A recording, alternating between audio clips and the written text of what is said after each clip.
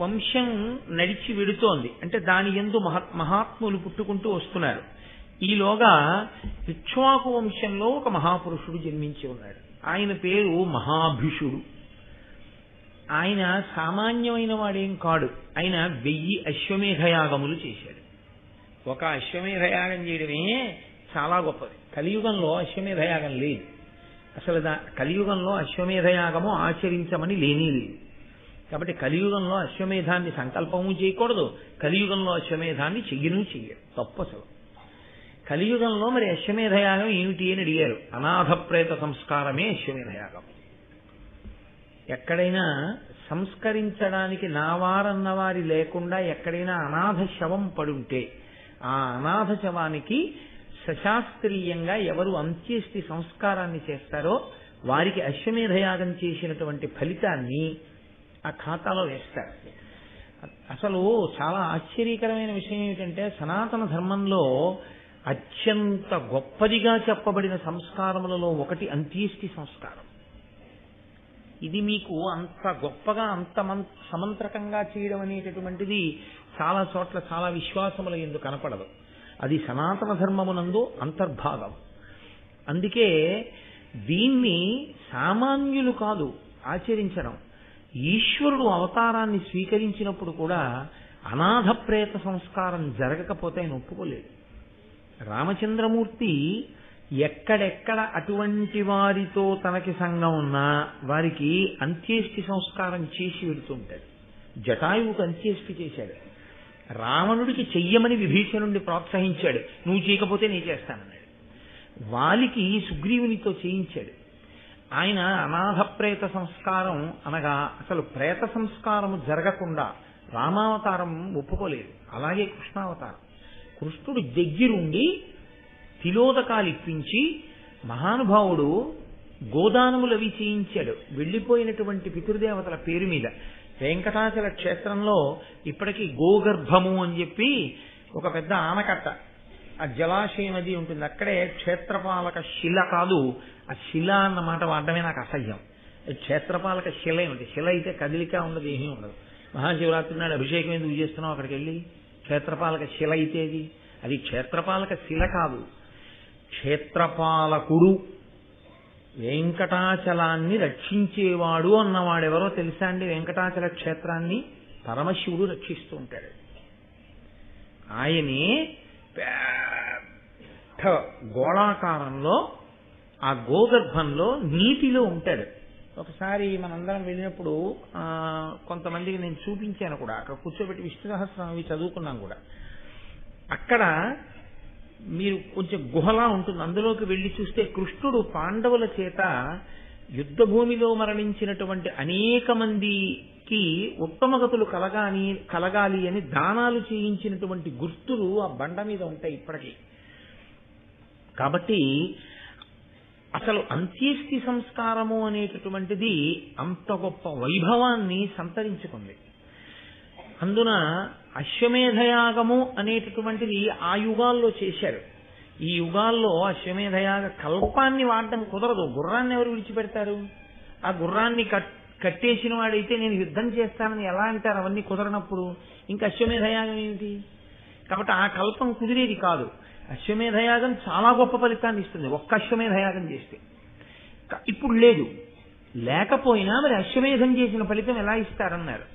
అనాథ ప్రేత సంస్కారం చేయగలిగితే అశ్వమేధయాగం చేశారన్న ఫలితాన్ని మీ ఖాతాలో వేసేస్తా ఉన్నారు.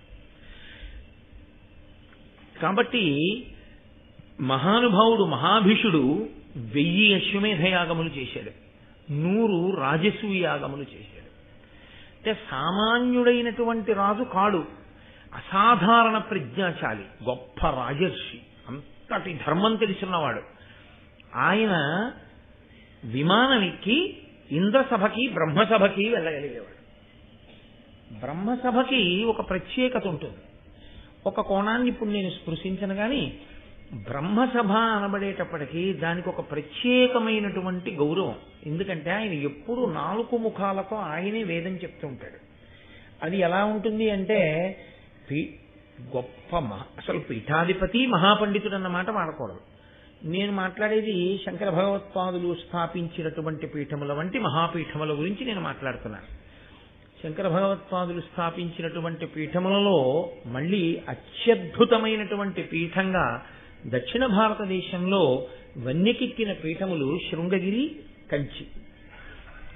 అందులో మళ్ళీ మహాప్రాజ్ఞులైన వారే పీఠాధిపత్యం వహిస్తూ ఉంటారు. అంతటి మహాపండితులు, పండితులన్న మాట కూడా వాళ్ళ విషయంలో అసలు సరిపోదు, కదిలి వెళ్ళేటటువంటి శారదాస్వరూపాలవి. అటువంటి శారదాస్వరూపం దగ్గర మీరు నేర్చుకున్నారనుకోండి, చదువుకున్నారనుకోండి ఏదైనా విషయాన్ని, ఇంకా అది సామాన్యమైనటువంటి చదువు కాదు. ఆ చదువు స్వయంగా శృంగగిరి పీఠాధిపతులైనటువంటి భారతీ తీర్థస్వామి వారు ఇప్పటికీ శృంగేరిలో పాఠశాలలో ఉండేటటువంటి విద్యార్థులకి పాఠం చెప్పడానికి పెడతారు. ఆయన పాఠం చెప్తారు.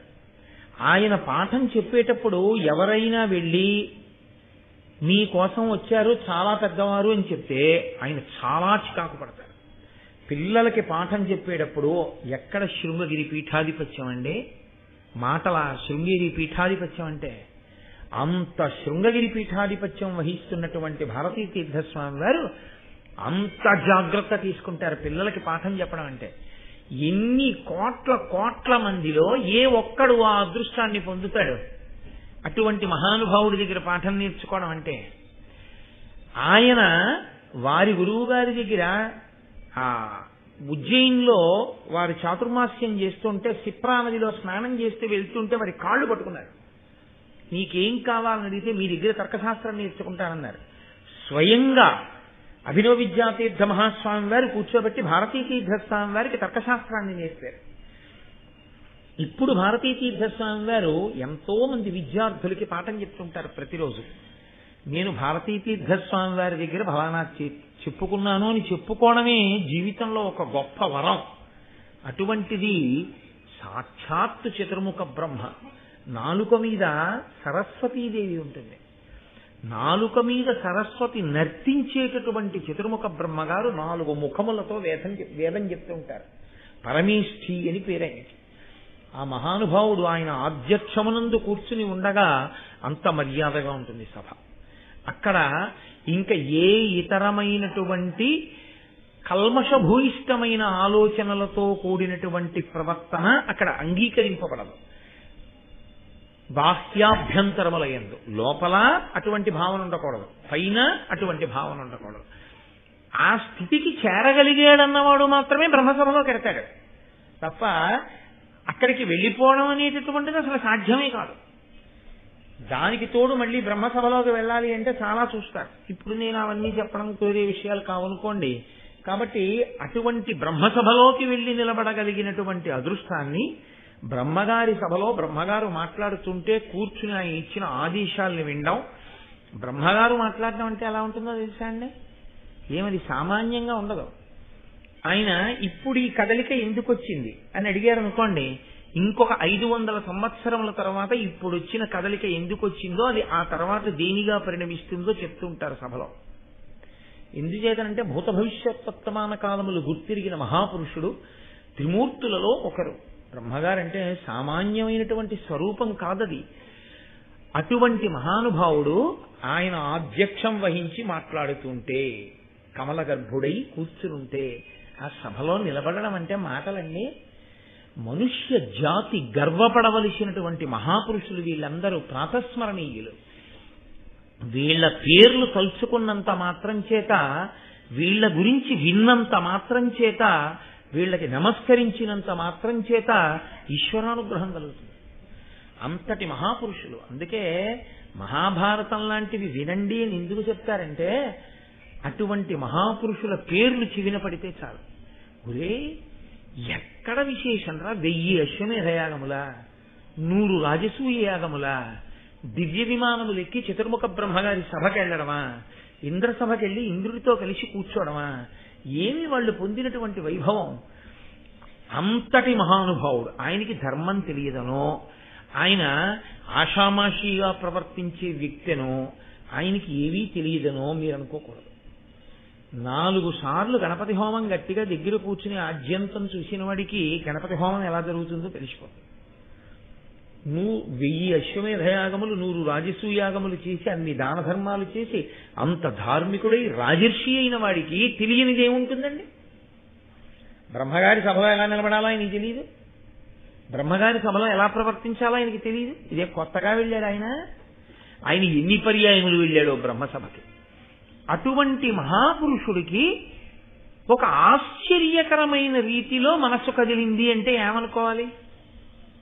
నేను మీతో మొన్న మనవి చేశాను, ఏదో ఒక గొప్ప మేలు ఈ భూమికి చేయడం కోసం పరదేవత సంకల్పం చేసింది అని మనం అనుకోవలసి ఉంటుంది. లేకపోతే అసలు అటువంటివి సంభవించే అవకాశాలు ఉండవు. మీరు ఈ ధర్మ సూక్ష్మానికి ఎక్కువ ప్రాధాన్యత ఇవ్వండి, సంఘటన యొక్క వర్ణనకి పెద్ద ప్రాధాన్యత ఇవ్వకండి. అది సంఘటనని నేను సంఘటనగా కేవలం స్పృశించి విడిచిపెట్టేస్తే చాలు. కానీ దాని వెనక ఉండే ధర్మ సూక్ష్మం ఏమిటి? ఆయన ఎటువంటి మహాపురుషుడు, ఆయన మనస్సు కదలడం అంటే మాటలా, దేనికి కదిలి ఉంటుంది, దాని పరిణామం ఏం జరిగింది ఇవాళ మనకి వెంటనే తెలుస్తోంది. కాబట్టి వ్యాసుడు ఇచ్చారు కాబట్టి, నన్నయ్య గారు ఇచ్చారు కాబట్టి మనకి తెలిసిపోతుంది తర్వాత ఏం జరిగిందో. అప్పుడు అలా ఎందుకు జరిగిందో అక్కడ ఉన్న వారికి తెలియదు, ఒక్క బ్రహ్మగారికే తెలుస్తుంది అలా ఎందుకు జరిగిందో. ఆ బ్రహ్మగారి నాలుకని కూడా కదిపింది పరదేవత. ఆవిడ ఏమి చేయలేదు, ఆవిడ సృష్టికర్త, స్థితికర్త, ప్రళయకర్త, ఆమె బిడ్డలు, ఆమె ఏమైనా చేయగలదు. కాబట్టి అటువంటి తల్లి సంకల్పమేమో ఈ మహాభీషుడు వెళ్ళి బ్రహ్మగారి సభలో నిలబడ్డాడు. మహాతల్లి ఆవిడ దేవలోకంలో ప్రవహిస్తుంది, మందాకిని అన్న పేరుతో, భూమి మీద భాగీరథి అన్న పేరుతో ప్రవహిస్తుంది, పాతాళంలో భోగవతి అన్న పేరుతో ప్రవహిస్తుంది. 3 పేర్లతో ప్రవహించిన ఆవిడ మాత్రం ఒక్కరే, త్రిపథగా గంగ. అంతటి మహనీయ మూర్తి. గంగని పరమశివుడికి భార్యగా ఎక్కడా పౌరాణికంగా చెప్పడం కుదరదు. సంప్రదాయంలో కూడా గంగని భార్యగా చెప్పడం కుదరదు, ఆయన కేవలం భరించాడంతే. నేను వేరొక చోట మీకు ఈ అనుమానం రాకూడదు అని ముందుగా ఈ మాట అంటున్నాను. ఇప్పుడు ఈ మహాభీషుడు నిలబడున్నాడు, ఎదురుగుండా గంగమ్మ కూడా వచ్చి నిలబడింది. అకస్మాత్తుగా గాలి వేసింది. ఈ గాలి వేయడం అనేటటువంటిది, గాలి కదలిక ఒక మహత్తరమైన విషయాన్ని సృష్టిస్తుంటుంది మహాభారతంలో. ఒకసారి దేవయాని శర్మిష్ఠ బట్టలన్నీ అలాగే కలిసిపోయాయి గాలి వేస్తే. ఇక్కడ ఆవిడ కట్టుకున్న వస్త్రము కొద్దిగా భ్రంశమైంది. ఇటువంటి మహాభీషుడు, ఎంతటి మహానుభావుడు! అందరూ తల తిప్పుకున్నారు. ఆయన ఒక్కడు ఆవిడ వంక చూసి ఆయన మనస్సు యందు కామప్రచోదనం అయింది. ఆంతరమునందు బాహ్యమునందు కనిపెట్టగలిగిన వాడు బ్రహ్మగారు. ఆయన చూసి అన్నారు, ఈ సభ యందు ఎలా ఉండకూడదో అలా ఉన్నావు, కాబట్టి నువ్వు మర్త్యలోకమునకు వెళ్ళిపో, నువ్వు భూమి మీదకి వెళ్ళి మనుష్యునిగా పుట్టు. ఏమంటే బ్రహ్మగారి నోటి వెంట రావాలంటే శిలవైపోదువుగాక అనవచ్చు. యుక్తాయుక్త విచక్షణ లేకుండా ప్రవర్తించావు కాబట్టి నీవు ఒక జంతువు అయిపోదువుగాక అనవచ్చు. నువ్వు బ్రహ్మరాక్షసుడు వగుదువుగాక అనొచ్చు. ఆయన అనలేదు. ఆయన నీవు మనుష్యలోకమునందు జన్మించదవుగాక అన్నారు. అసలు ఈ అనడం వెనక పరదేవత ఉంది అని మీరు గుర్తుపట్టాలి. ఆయన బ్రహ్మగారి నోటి వెంట మాట వచ్చేటట్టు చేసింది కూడా పరదేవత అయితే, ఆ సంఘటన చేయించింది కూడా పరదేవతే అని మీరు అంగీకరించవలసి ఉంటుంది. కాబట్టి ఇప్పుడు ఆయన నోటి వెంట ఏ మాట వచ్చిందో ఆ మాటకి ఔదల దాల్చి మహాభిషుడు మర్త్యలోకమునందు అనగా మనుష్యలోకమునందు పుట్టాలి. ఆయన అన్నాడు, మీరు శాపవాక్కు విడిచిపెట్టారు, నేను తప్పకుండా ఔదల దాలుస్తాను. తప్పు ఒప్పుకోగలిగినటువంటి గొప్ప స్థితి, చిన్న తప్పు, దానికి నేను మర్త్యలోకంలో పుట్టనా అని అడగలేదు ఆయన.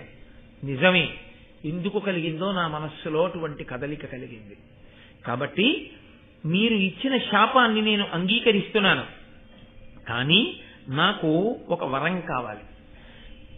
ఇప్పుడు భూమండలంలో మహానుభావుడు, రాజర్షి, గొప్ప ధర్మాత్ముడు, వేదం చదువుకున్నవాడు, తపస్వి, మహాపురుషుడైనటువంటి వాడు ప్రతీపుడు ఉన్నాడు. ఆ ప్రతీప మహారాజు గారు ఇదిగో ఈ భరత వంశంలో వచ్చినటువంటి వాడు. ఆయన భార్య పేరు సునంద. ఆ ప్రతీపునికి నేను కుమారుడిగా పుడతాను తప్ప మీరు చెప్పినట్లుగా మర్త్యలోకానికి వెళ్ళడానికి నాకు అభ్యంతరం లేదు, కానీ ఎవరి కడుపున పడితే వాళ్ళ కడుపున పుట్టమంటే మాత్రం నేను అంగీకరించాను. ఏమి ఈ మాట ఎందుకు అనాలి? ప్రతీపుడికి పుడితే మాత్రం మనుష్యుడు కాడే అంటే కాదు. సాధారణంగా లోకంలో ఉండే నియమం ఏమిటంటే తండ్రి కలిగిన పిన్ని దానమేలా అని లోకంలో ఒక సూక్తి. అనగా తండ్రి అనేటటువంటి వాడు బ్రతికి ఉంటే ఇంకా అంతకన్నా పిన్నిది అక్కర్లేదు. తండ్రి ఎప్పుడూ ఏం ఆలోచిస్తూ ఉంటాడో తెలుసా అండి? భార్యకు ఒంట్లో బాగులేదు, కొడుకు ఫోన్ చేశాడు, నాన్నగారనే అమ్మ ఎలా ఉందన్నాడు. మీ అమ్మకి జ్వరంగా ఉంది, ప్రతిరోజు రాత్రి జ్వరం వస్తుంది, డాక్టర్ గారికి చూపించాను, తగ్గట్లేదు, 10 రోజుల నుంచి మందులు వేసుకుంటోంది, సరిగ్గా భోజనం అవి సహించట్లేదు, చాలా ఇబ్బంది పడుతోంది అని తండ్రి చెప్తాడా? చెప్పడం. ఎందుకు చెప్పడో తెలుసా అండి? నేను ఉన్నానుగా హాస్పిటల్కి తీసుకెళ్ళడానికి, నేను చూస్తానుగా నా భార్యని. ఇప్పుడు పాపం వాడికి ఎందుకు చెప్పడం? వాడికి చెప్తే వాడు సెలవు పెట్టుకు రాలేడు. 2 ఏ ఆ శనివారాలో కలిసి వస్తే వాడు రావాలి. ఇప్పుడు చెప్తే వాడు అక్కడ సరిగ్గా తింటాడో తినడో, ఏ బెంగ పెట్టుకుంటాడో, అమ్మ ఎలా ఉందో అనుకుంటాడో ఏమో. ఎందుకు వాడికి చెప్పడం? చక్కగా ఉందిరా మీ అమ్మ. నాన్నగారండి ఏదో అమ్మకు ఒకసారి ఫోన్ ఇవ్వండి అన్నాడు అనుకోండి, ఆ ఫోన్ ఇలా పట్టుకుని కాసేపు వాడితో సంతోషంగా మాట్లాడు, బెంగ పెట్టుకుంటాడు అని ఇస్తే, బాగున్నాను రా, ఆఫీస్కి వెళ్ళొచ్చాను, అది ఇదేని అమ్మ మాట్లాడేస్తుంది. వాడు అక్కడ సంతోషంగా తిరుగుతాడు. వాడికి ఎప్పుడు తెలుస్తుంది? వాడంతటా వాడు వస్తాడు కదా, ఎప్పుడప్పుడు ఏ శని ఆదివారాలు సెలవులు వచ్చాయని వస్తాడు. వచ్చినప్పుడు వాడికి తెలుస్తుంది. తెలిసిన తండ్రి ఏమంటాడంటే, ఏం పర్వాలేదురా, తగ్గిపోతుంది అన్నారు. మనిషి అన్నాక రాకుండా ఉంటాయిరా, వస్తాయి, దానికి నువ్వు పెద్ద బెంగ పెట్టుకోక అన్నా, అంత ఏమైనా ఉంటే నేను చెప్పనా నీకంటాడు. అందుకే తండ్రి కలిగిన పిన్నిధానమేలా. తండ్రి ఉంటే సుఖాలన్నీ ఉంటాయి. తండ్రి కొడుకు సుఖపడాలి, కొడుకు సుఖపడాలి, కొడుకు సుఖపడాలి, అదే ఆలోచిస్తాడు ఎప్పుడు. కొడుకు ఎలా పోయినా పర్వాలేదు, నేను సుఖపడాలని తండ్రి అనడం. కాబట్టి అటువంటి తండ్రి ఉంటే ఆ తండ్రి గురువు అవుతాడు. ఉపనయనం చేసినప్పుడు వేరు గురువు కాదు, మొదట తండ్రియే గురువు. ఎందుకంటే ఉపనయనం చేసినప్పుడు గాయత్రి మహామంత్రాన్ని ఉపదేశం చేసేది తండ్రి. ఆ తండ్రి ధర్మాత్ముడై, ఆ తండ్రి రాజర్షి అయి, ఆ తండ్రి తపస్వి అయితే పాడైపోకూడదా అండి పిల్లలు అంటే, నేను దాని గురించి మాట్లాడడం ధర్మం కాదు. ఇప్పుడు మనం మంచిని మాట్లాడుకోవలసి ఉంటుంది. ఆ తండ్రి యొక్క నడవడిని చూసి తాను కూడా అలా ప్రవర్తించడానికి అవకాశం ఉంటుంది. స్వతహాగా గురువైనటువంటి తండ్రి అందుబాటులో ఉన్న కారణం చేత ఎప్పుడూ తండ్రి దగ్గర నేర్చుకోవచ్చు. తండ్రి కూడా కొడుకు వృద్ధిలోకి రావాలనే తాపత్రయం ఉండాలి, కానీ తన విద్యని ధారపోసేస్తాడు. సరికదా తండ్రి విషయంలో ఉండే లక్షణం ఏమిటో తెలుసా అండి?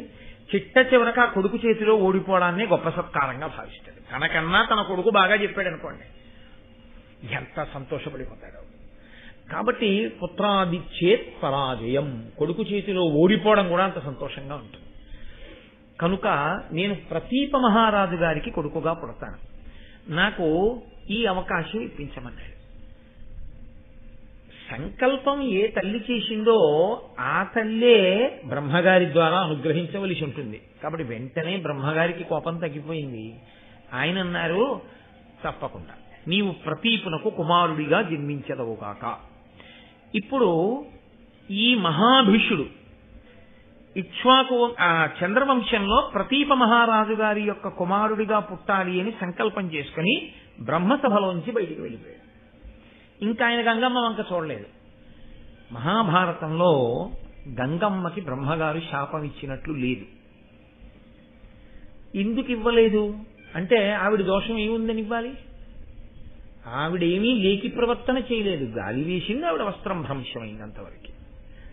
కానీ తన వైపు అలా చూసి అంత శాపానికి గురి భూమండలం మీద రాజుగా పుట్టడానికి అంగీకరించి వెళ్ళిపోతున్నటువంటి మహాభీషుని యందు గంగకి అనురాగం అంకురించి ఆవిడ కూడా వెనకాల వెళ్ళి, ఈయన భూమి మీద పుడుతున్నాడు కాబట్టి నేను కూడా ఇప్పుడు భూమి మీద నా అంశతో కనపడతాను, సాకారముగా నేను కనపడతాను. పాపం వెర్రివాడు నన్ను చూసి కదూ ఇంత శాపానికి గురయ్యాడు, నన్ను ఏ దృష్టితో చూశాడో ఆ దృష్టితో చూడడం ధర్మమైపోయేటట్టుగా భార్యనవుతాను. ఎంత ఆవిడ ఇంకొకలా కాదా ఉద్దేశ్యం. అప్పుడు మహాభిషుడు ఏ రూపంతో ఏ పేరుతో భూమండలం మీదకి వస్తాడో ఆ రూపానికి ఆ వ్యక్తికి గంగమ్మ భార్య అయితే అప్పుడు ఆ మహాభిషుడు ఏ పేరుతో పుట్టాడో ఆ పేరుతో గంగని భార్యగా స్వీకరించిన తరువాత ఆ దృష్టితో చూడడానికి, కామదృష్టితో చూడడానికి అభ్యంతరం రాదు. ఎందుకంటే కామము ధర్మంతో ముడిపడుతుంది. అయ్యో ఇంత దెబ్బతిన్నాడు కాబట్టి నేను కూడా అలా పెడతాను అంటే ఆడ మనసుగా, తల్లి మనసుగా, విశాల హృదయంగా గంగ ఆలోచించి ఆవిడ కూడా ఒక నిర్ణయం చేసుకుని వెడుతోంది. ఈ వెడుతున్న సమయంలో అష్టవసువులు ఆవిడికి కనబడ్డారు. అష్టవసువులు పవిత్రాత్ములు, మహానుభావులు వాళ్ళు. ఆ అష్టవసువులు ఆవిడికి కనపడి ఆవిడితో ఒక విషయం చెప్పారమ్మా, మాకు ఒక శాపం కలిగింది, ఆ విషయాన్నంతటినీ మీకు చెప్తాం అంటే మళ్ళీ ఇంకొక చోట చెప్పవలసి వస్తుంది కాబట్టి ఇక్కడ అంత మటుకు మాత్రమే. నాకు ఒక శాపం ఉంది కాబట్టి మేము 8 కూడా ఇప్పుడు భూమండలం మీద పుట్టాలి. తల్లి ఆ పుట్టేదేదో వాళ్ళ కడుపున వీళ్ల కడుపున పుట్టకుండా నీ కడుపున పుడతాం. అమ్మ అంగీకరిస్తావా, మమ్మల్ని కొడుకులుగా కంటావా అన్నారు. ఈవిడెందు ఏ కోరికతో వెడుతోంది? మహాభిషుడు ఎవరిగా పుడితే ఆయనకి భార్యగా అవడానికి వెడుతోంది. భార్యగా అవడంతో ఏ ఆడదాని జీవితమైనా పరిపూర్ణత పొందినట్ట? అలా ఏ ఆడది భావన చేయదు. అమ్మ అని పిలిపించుకుంటేనే దానికి సార్థకత, పరిపూర్ణత. ఒక్క భార్యాస్థానంలో కూర్చోవడం వల్ల పరిపూర్ణత రాదు కదా. అందుకని ఎలాగో నేను అమ్మ అనిపించుకున్న నాడే సార్థకత కాబట్టి మనుష్యుడికి భార్యనైన మనుష్యకాంతగా ఉంటాను కాబట్టి అప్పుడు అమ్మ అనిపించుకోవాలి. ఈ పిల్లల్ని నాకు కొడుకుల్ని చేసుకుంటే తప్పేమిటి? వసువుల్ని మంచిదేగా, మంచి కొడుకులు పుడతారు. తప్పకుండా ఆవిడ అభయం ఇచ్చేసింది. అభయం ఇచ్చేయగానే వాళ్ళు అన్నారు, అమ్మ పుట్టగానే తీసుకెళ్లి మమ్మల్ని గంగలో పడేయండి. ఆవిడ హడిలిపోయింది. ఇంతటి మహాత్ములు నాకు అడుగున పుడతారా? నేను పుట్టిన వాళ్ళందరినీ పట్టుకెళ్ళి గంగలో పారైనా ఎందుకు అలా పారేయడం అని అడిగింది. మాకు వశిష్ఠ మహర్షి శాపం అమ్మ, భూమి మీద పుట్టాలి, పుట్టి ఉండమని లేదు, పుట్టమని ఉంది. కాబట్టి పుట్టి మాకు మత్స్యలోకంలో ఉండాలని లేదు, పుట్టగానే తీసుకెళ్లి మళ్ళీ గంగలో పడాయి. మేము మరణించి అంటే ఆ శరీరాన్ని వదిలేసి మళ్ళీ వసువులుగా వెళ్ళిపోతాం. అంటే ఆవిడండి అమ్మా అని పిలిపించుకోవడం కేవలం మాతృత్వ సిద్ధి చేత కుదరదు. బిడ్డల్ని ప్రసవిస్తే కుదరదు. ఆ బిడ్డడు బ్రతికుండి అమ్మా అని పిలిస్తే కదూ ఆ పిలుపు యొక్క అమృతాన్ని నేను ఆస్వాదించడం. అలా పిలవడానికి ఒక్కడైనా ఉండద్దా మీలో? ఆ ఒక్కడు 3 రోజులు ఉంటాను, వారం రోజులు ఉంటాను, 3 ఏళ్ళు ఉంటాను, 5 ఏళ్ళు ఉంటానంటే ఏ తల్లి అంగీకరిస్తుందా? అలాగా ఏ తల్లి అయినా ఏం కోరుకుంటుంది? పరిపూర్ణాయుర్దాయంతో తన కొడుకు ఉండాలని కోరుకుంటుంది. కాబట్టి దీర్ఘాయుష్మంతుడై మీలో ఒక్కడు ఉండడా అని అడిగింది ఆవిడ. అడిగితే వాళ్ళన్నారు, మాయందొక్కొక్కళ్ళ తురీయాంశము దాల్చి శుభచరిత్రుండై దీర్ఘాయుష్యుండష్టమవసు భుజుడుండు నీకు ఆత్మోద్భవుడై. అమ్మా మేము 8 వసువులం కదా, 7 వసువులం మాలో ఉండేటటువంటి 4వ వంతు తేజస్సుని ఒక వసువు అయినటువంటి ప్రభాసుడు అని ఆయన యందు ప్రవేశపెడతాం. ప్రభాసుడు తన తేజస్సుతో మా 7 యొక్క తేజస్సులోని ఒక్కొక్క అంశతో కలిపి ఇంత తేజోమూర్తి అయి అపారమైన భుజపరాక్రమము కలిగినటువంటి వాడై దీర్ఘాయుష్మంతుడై నీ కడుపు పండి నువ్వు పొంగిపోయేటట్టుగా ఇటువంటి మహాపురుషుణ్ణి కన్నామన్న పేరు నీకు చిరస్థాయిగా ఉండిపోయేటట్టుగా నీ కడుపున అలా దీర్ఘాయుష్మంతుడవుతాడమ్మా. నీకు చాలా చాలు. నాకటువంటి కొడుకు కావాలి, మీ కోరిక నేను తీరుస్తాను, 7 పుట్టగానే గంగలో పడేస్తాను. ఇది ఎవరి వరకు తెలుసు? ఒక్క గంగకి తెలుసు, వసువులకి తెలుసు. పొడుదామని వెడుతున్నటువంటి మహాభిషుడికి తెలుసా? తెలియదు. గంగ వస్తోంది పోని అన్న విషయం తెలుసా? తెలియదు. మీరు ఇక్కడే ధర్మ సూక్ష్మాన్ని జాగ్రత్తగా పట్టుకోవాలి. పైగా ఇప్పుడు తాను వెళ్ళి మహాభిషుడు ఎవరిగా పుడతాడో ఆయనకి భార్య అయిందనుకోండి, తన కొడుక్కి రాజ్యం వస్తుందని నమ్మకం ఏమిటి? తాను మహారాణి అవుతుందని నమ్మకం ఏమిటి? పైగా మీతో నేను నిన్ననే మనవి చేశాను, మహారాజ్ఞిగా కూర్చునేటటువంటి వ్యక్తి యొక్క కులగోత్రములు, ఆమె చరిత్ర ప్రజలకి తెలియాలి. ఎవరిని పడితే వాళ్ళని పట్టాభిషేకం చేస్తాను అని ప్రభు నిర్ణయం తీసుకున్నా ప్రజలు సహేతుక కారణం చూపించి తిరస్కరిస్తే ప్రభువుకి అధికారం ఉండదు, పట్టం కట్టడానికి వీల్లేదు. మీకు నేను ఎక్కడి వరకు ఎందుకు, ఇక్కడే ఒక ధర్మ సూక్ష్మం చూపిస్తాను.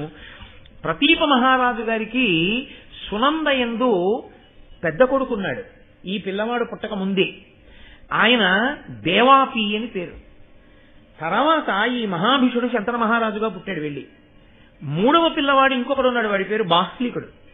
ఇందులో ఈ ప్రతీప మహారాజు గారికి ముందు పుట్టినటువంటి పెద్ద కొడుక్కి కదండి రాజ్యం ఇవ్వాలి, శంతనుడికి ఇవ్వకూడదుగా. మహాభిషుడు శంతనుడిగా రెండో కొడుకుగా కదా వెళ్ళాడు. పెద్దవాడికి ఇవ్వాలి రాజ్యం. పెద్దవాడికి రాజ్యం ఇద్దామని ఆయన నిర్ణయం చేసుకున్నాడు. చాలా మంచివాడు, యోగ్యుడు, అన్ని విధాలుగా చాలా గొప్పవాడు. ప్రతీపుడు సామాన్యుడు కాడు, మహానుభావుడు, రాజర్షి. ఇదిగో పెద్ద కొడుకు అయినటువంటి ఈ దేవాపికి నేను పట్టాభిషేకం చేస్తున్నాను అన్నాడు. అంటే ప్రజలన్నారు కుదరదు. ఎందుకు కుదరదు? వాడు ధర్మాత్ముడు, వాడికి ఇస్తానన్నాడు. అంటే వాళ్ళు అన్నారు అతనికి చాలా తీవ్రమైన చర్మరోగం ఉంది. అంత తీవ్రమైన చర్మరోగం ఉన్నటువంటి వ్యక్తి ప్రభువుగా కూర్చోవడానికి అర్హుడు కాడు. కాబట్టి మేము అంగీకరించాం. నేను దీన్ని ఇప్పుడు దాని గురించి పెద్ద విశేష వ్యాఖ్యానం దాని గురించి అక్కర్లేదు. కాబట్టి ఇంత చర్మ వ్యాధి ఉన్నవాడిని మేము ఒప్పుకోమన్నారు. అంటే ప్రతీప మహారాజు గారు ఎంత ధర్మాత్ముడంటే ప్రజలు ఒప్పుకోలేదని తీసేశాడు. నీకు ఇవ్వట్లేదురా రాజ్యం అన్నాడు. అంటే ఆయన ఇక నేను ఎలాగో రాసరికం చెయ్యను కదా, నాకు ఇతర భోగములు అక్కర్లేదని తపస్సు చేసుకోవడానికి వెళ్ళిపోయాడు. అందుకని రెండో వాడికి ఇచ్చారు. మరి మూడో వాడు రాజ్యం కోసం భాగానికి రాలేదా అని మీకు అనుమానం రావచ్చు. బాహ్లికునికి మేనమామ గారి సామ్రాజ్యం వచ్చింది, అందుకని ఆయన మేనమామ గారి దగ్గరికి వెళ్ళిపోయాడు. శంతన మహారాజు గారికి ప్రతీప మహారాజు గారి రాజ్యం అంతా శంతనుడికి వచ్చింది. ఇప్పుడు ఈ శంతన మహారాజు గారు అయితే నేను సంస్కృత భారతంలోంచి కొంత కలిపి చెప్తున్నాను.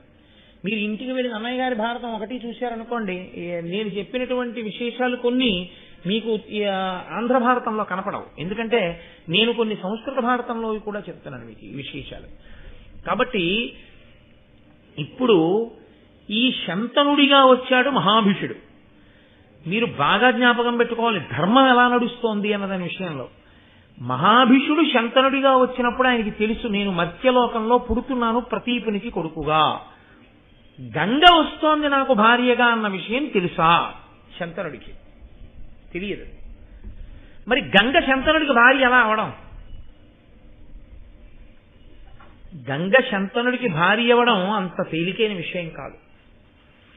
ఇప్పుడు ఆవిడ భార్య అవ్వాలంటే ఎలా భార్య అవడం కుదురుతుందో ఆ మార్గాన్ని ఆవిడే ఎంచుకుంది. లేదు పరదేవతే అలా అనుగ్రహం చేసింది ఆశ్చర్యకరంగా. ప్రతీప మహారాజు గారు గంగానది ఒడ్డున కూర్చుని గొప్ప తపస్సులో ఉన్నాడు. ఉండగా ఈ గంగానది స్త్రీ రూపాన్ని ధరించి వచ్చి ప్రతీప మహారాజు గారి వంక చూసి, నువ్వు ఇంద్ర సమానుడివయ్యా, కాబట్టి నేను నీ తొడ మీద కూర్చుంటున్నాను, నువ్వు నన్ను భార్యగా స్వీకరించు అంది. అని ఏను జహ్నుకన్య ఇంద్ర సమాన నీ సద్గుళావులకు సంతసిల్లి భానుతేజ నీకు భార్యగా వచ్చితి ఇష్టమున పరిగ్రహింపు నన్ను అందావిడ. ఏను జహ్నుకన్య, నేను జహ్ను యొక్క కూతుర్ని. జహ్ను తాగి కుడిచివిలోంచి విడిచిపెడితే జాహ్నవి అయింది ఆవిడ. కాబట్టి నేను జహ్నుకన్యని.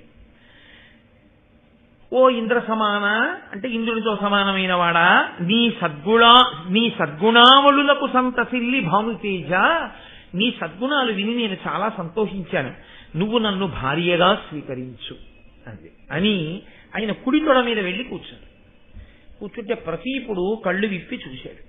చూసి ఆయన అన్నాడు, అనిన ప్రతీపుడిట్లనియే అంబురుహానన అగ్నిసాక్షికంబున పరిణీతయైన సతి బొల్పుగా ఒక్కతగాని అన్యులన్ మనమునయేనియుం తలప మానిని ఇట్టి జితాత్ము నన్ను ఇట్లని పలుకంగ నీ కగునే అన్యుల పల్కిన ఎట్ల బేలవై. నాకు వ్రతం ఉంది, నేను ఏకపత్ని వ్రతుణ్ణి. నేను మనసులో కూడా అన్య స్త్రీని ఆ స్థానంలో ఊహ చేయను. నా భార్య ఒక్కత ఎందే నా యొక్క భార్య దృష్టి తప్ప అన్య స్త్రీల యందు నేను మానసికంగా కూడా ఎప్పుడూ అటువంటి భావన చెయ్యను. కాబట్టి పిచ్చిదానా బెలా, నువ్వు నన్ను ఇలా అడగచ్చా భార్యని చేసుకోమని? అయినా నువ్వు వచ్చి నా తొడ మీద కూర్చున్నావు. కూర్చున్నప్పుడు కుడి తొడ మీద కూర్చున్నావు. కుడి తొడ మీద కూర్చునేటటువంటి అధికారం ఒక్క కొడుక్కి, కూతురికి, కోడలికి మాత్రమే ఉంది. తనకి బిడ్డలుగా ఉండేటటువంటి వారు ఎవరున్నారో కొడుకు, కోడలు, కూతురు కుడి తొడ మీద కూర్చుంటారు. ఒక్క భార్య అయితే ఆమె ఒక్కతే మాత్రమే ఎడమ తొడ మీద కూర్చోవాలి. వామాంకస్థిత జానకీ పరిలసత్కోదండ దండం కరే చక్రం చోర్ధకరేణ బాహుయుగళే శంఖం శరందక్షిణి అని కదా భద్రాచల రామచంద్రమూర్తి గురించి శంకర భగవత్పాదుల శ్లోకం. వామాంకస్థిత జానకీ పరిలసత్, ఎడమ తొడ మీద కూర్చుంది అమ్మవారు. అది భార్యాస్థానం, శాస్త్రం అంగీకరిస్తోంది. ఎడం పక్కన ఉన్న భాగం భార్యాస్థానము అని. కాబట్టి నీవు ఎడమ తొడ మీద కూర్చుంటే నాకు భార్యాస్థానాన్ని అడిగిన దాని అవదు. నా కుడి తొడ మీద కూర్చున్నావు కాబట్టి నా కూతురివి కావు, నా కొడుకువి కావు. కాబట్టి నువ్వేమవ్వాలి? నా కోడలివి అవ్వాలి. నా కోడలివి అవ్వాలంటే నాకు కొడుకు పుడతాడు ఎప్పుడో అప్పుడు. ఎందుకని? పెద్ద కొడుకు తపస్సు చేసుకోవడానికి వెళ్ళిపోయాడు. రెండవ వాడికి రాజ్యం ఇవ్వాలి. ఆ కొడుక్కి నిన్ను భార్యని చేసుకోమని నేను చెప్పి వెళ్ళిపోతాను. ఇంత ధర్మాత్ముడు, ఇంత రాజర్షి అయిన వాడు కోడల్ని నిర్ధారించి వెళ్ళాడు. మా నాన్నగారు చెప్తే చేసుకున్నానని చెప్పి చేసుకుంటే ఇక కుల పెద్దలు కాని, పౌరులు కాని, పురోహితులు కాని అడ్డు పెట్టడానికి ఏం లేదు. ఆవిడ సచ్చరిత్ర కింద లెక్క. ఆవిడ కడుపున పుట్టిన బిడ్డలకి రాజ్యాధికారం వస్తుంది. ఎంత చమత్కారం జరుగుతోందో చూడండి. కాబట్టి ఇప్పుడు ప్రతీపుడు ఆమెకి మాట ఇచ్చాడు, గంగ వెళ్ళిపోయింది. మళ్ళీ జలస్వరూపాన్ని పొందేసింది. కొంతకాలం అయిపోయింది. మహాభిషుడు, ఎవరు మహాభిషుడు? పేర్లు ఇన్ని వాడడంలో మర్చిపోకూడదు. బ్రహ్మసభలోకి వెళ్ళి చూసినవాడు ఆయన ఉన్నాడే, గంగమ్మని చూసినవాడు. ఆ మహాభిషుడు ఇప్పుడు శంతన మహారాజుగా పుట్టాడు. ఈ శంతన మహారాజు మళ్ళీ చాలా ధర్మాత్ముడు. ఎంతటి ధర్మాత్ముడు, ఎంతటి రాజర్షియో, ఎంతటి గొప్పవాడు. ఆంధ్ర భారతంలో లేదు కానీ సంస్కృత భారతంలో శంతన మహారాజు గారి గురించి చాలా గొప్ప విషయం ఒకటి వ్యాస భగవానుడు ప్రతిపాదన చేశాడు. అసలు ఆయనకి శంతనుడు అన్న పేరు ఎందుకు వచ్చిందో చెప్పారు వ్యాసుల వారు. యం యం కరాభ్యాం స్పృశతి జీర్ణం ససుఖమశ్నుతే పునర్ యువాచ భవతి తస్మాత్తం శంతనం విదుహు. ఆయన శంతన మహారాజు గారు అలా వెడుతూ ఉండగా ఎవరైనా తల ముగ్గుబుట్టలైపోయినటువంటి ఒక వృద్ధుడు కనపడితే శంతన మహారాజు గారు తన రెండు చేతులతో వృద్ధుణ్ణి పట్టుకుని ఒకసారి ఆయన వంక చూస్తే వెంటనే అతడికి యవ్వనం వచ్చేది. అంతటి ధర్మాత్ముడు, అంతటి తపస్వి, అంతటి రాజర్షి, అంతటి మహానుభావుడు శంతనుడు. ఎందుకు శంతనుడు అంత గొప్పవాడు కాగలిగాడు? మహాభీషుడు శంతనుడిగా వచ్చాడు. ఎక్కడికి పోతుంది ఆ వైభవం? కాబట్టి ఇంతటి మహాత్ముడై ఉన్నాడు ఆయన. ప్రతీప మహారాజు గారు శంతనుణ్ణి పట్టాభిషేకం చేసి తాను వానప్రస్థానికి వెళ్ళిపోతున్నాడు భార్య సునందతో కలిసి. వెళ్ళిపోతూ ఎంత గొప్ప పేర్లండి అసలు. ఆ సునంద ఎంత అందమైన పేర్లు. ఏమిటో పుస్తకాలకి పేర్లు అని వెతుకుతారు. మహాభారతం చూడండి, లలితా సహస్రం చూడండి, ఎన్ని గొప్ప గొప్ప పేర్లు దొరుకుతాయో. అసలు మనకున్న ప్రామాణిక గ్రంథాలు పోయాయి. ఏ పేరు పెట్టుకుంటే అందమైన పేరో, ఏ పేరు పెట్టుకుంటే మనకు అభ్యున్నతి కలుగుతుందో ఆ పేర్లన్నీ వదిలేశాం. అక్కర్లేని పేర్లు ఏవో కొన్ని అక్షరాలు కలిపి దానికి అర్థం ఉందో లేదో కూడా తెలియదు. నన్ను ఈ మధ్య ఎవరో ఒక ఆయన అడిగారు కూడా, అసలు దీనికి అర్థం ఏమైనా ఉందా అండి? నేను ఏమీ అర్థం లేదు బాబు, తప్పు కూడా అలా పెట్టుకోవడం అని చెప్పాను. అందుకని అలాంటి పేరు ఒకటి చూపెట్టుకుంటారు. కాబట్టి సునంద ఆ ప్రతీపుని యొక్క భార్య పేరు. ఆయన సునందాదేవితో కలిసి వానప్రస్థానికి వెళ్ళిపోయాడు. వెళ్ళిపోతూ కొడుకుతో చెప్పాడు, ఒకానొకప్పుడు నేను గంగ ఒడ్డున తపస్సు చేసుకుంటూ ఉండగా ఒక స్త్రీ వచ్చి నా కుడి తొడ మీద కూర్చుంటే నేను ఆమెకి వరం ఇచ్చాను, నా కొడుకు నిన్ను వివాహం ఆడతాడని. నీకు మళ్ళీ ఏదో ఒక రోజున గంగానది ఒడ్డున ఆ స్త్రీ కనపడుతుంది. కనపడినప్పుడు నేను వరమిచ్చానని గుర్తేమిటో తెలుసా? నీ మనసు ఆమె యందు మగ్నమవుతుంది. గంగ కదిలి రావడానికి కావలసినటువంటి కారణం ప్రతీపుని ద్వారా తీరేటట్టు కదలికి వచ్చింది. ఇప్పుడు ప్రతీపుడి నోటి వెంట వచ్చింది ఆ మాట. నీకు ఏనాడు అలా నీకు పరిచయం లేనటువంటి ఒక స్త్రీని చూసినంత మాత్రం చేత నీ మనసు లగ్నమవుతుందో ఆనాడు నువ్వు జ్ఞాపకం తెచ్చుకో, నేను మాట ఇచ్చింది ఆమెకే, లేకపోతే శంతనుడి యొక్క మనసు అలా లగ్నం అవదని గుర్తు. ఆమెని నువ్వు కులగోత్రములు అడగవలసిన అవసరం లేదు, మా తండ్రి ఆజ్ఞ అని నువ్వు వివాహం చేసుకో అని చెప్పాడు. పితృఆజ్ఞ తప్పకుండా నాన్నగారు మీరు ఆజ్ఞాపించినట్లే జరుగుతుంది అన్నాడు. ప్రతీప మహారాజు గారు వానప్రస్థానికి వెళ్ళిపోయాడు. శంతన మహారాజు గారు మహానుభావుడు రాజ్యం చేస్తున్నాడు, ఆయనకి వివాహం కాలేదు. చాలా కాలం అయిన తర్వాత ఒక రోజున గంగానది ఒడ్డున వేట కోసమని వెడుతూ విహారం చేస్తున్నాడు. గంగా స్త్రీ రూపం ధరించి కనపడింది. వెంటనే ఆయన మనసు ఆమె యందు అనురక్తమైంది. నాన్నగారు ఏమీ అడగకూడదన్నారు, నా మనసు ఇవ్వాలి ఈమె యందు లగ్నమైంది, ఆయన ఊరుకున్నాడు. ఆమె కూడా గ్రహించింది, ఓ ఈయన మనసు నా యందు లగ్నమైంది అని. ఆయన ఎప్పుడూ అలాంటి చూపు చూసేవాడు కాడు, చూశాడు కాబట్టి ఆమె కనిపెట్టగలిగింది. కనిపెట్టి ఆవిడంది వచ్చి, నీవు నన్ను భార్యని చేసుకోవాలి అని కోరుకుంటున్నావు, నేను నీ భార్యనవుతాను, కానీ ఒక్క షరతు. ఎందుకు ఈ మాట అనాలి అంటే, గంగ వసువులకి మాట ఇచ్చింది, పుట్టిన పిల్లల్ని తీసుకొచ్చి గంగలో పడేస్తాను. ఇప్పుడు తనకి స్వేచ్ఛ ఉండాలి పిల్లల్ని అలా పడేయడానికి. లేదనుకోండి, భర్త అనుమతి లేకుండా పిల్లల్ని తీసుకెళ్లి అలా నీటిలో పారేస్తే ఎలా కుదురుతుంది, తప్పు అవుతుంది.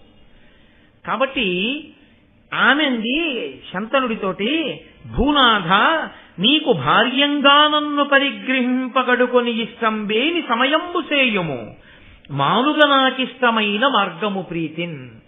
నీవు నన్ను భార్యగా స్వీకరించాలి అనుకుంటే నువ్వు నాకొక ప్రమాణం చెయ్యి. నేను నీకు భార్యని అయిన తరువాత నేను ఏది చేస్తున్నా నువ్వు ఇది చెయ్యవద్దని అనరాదు.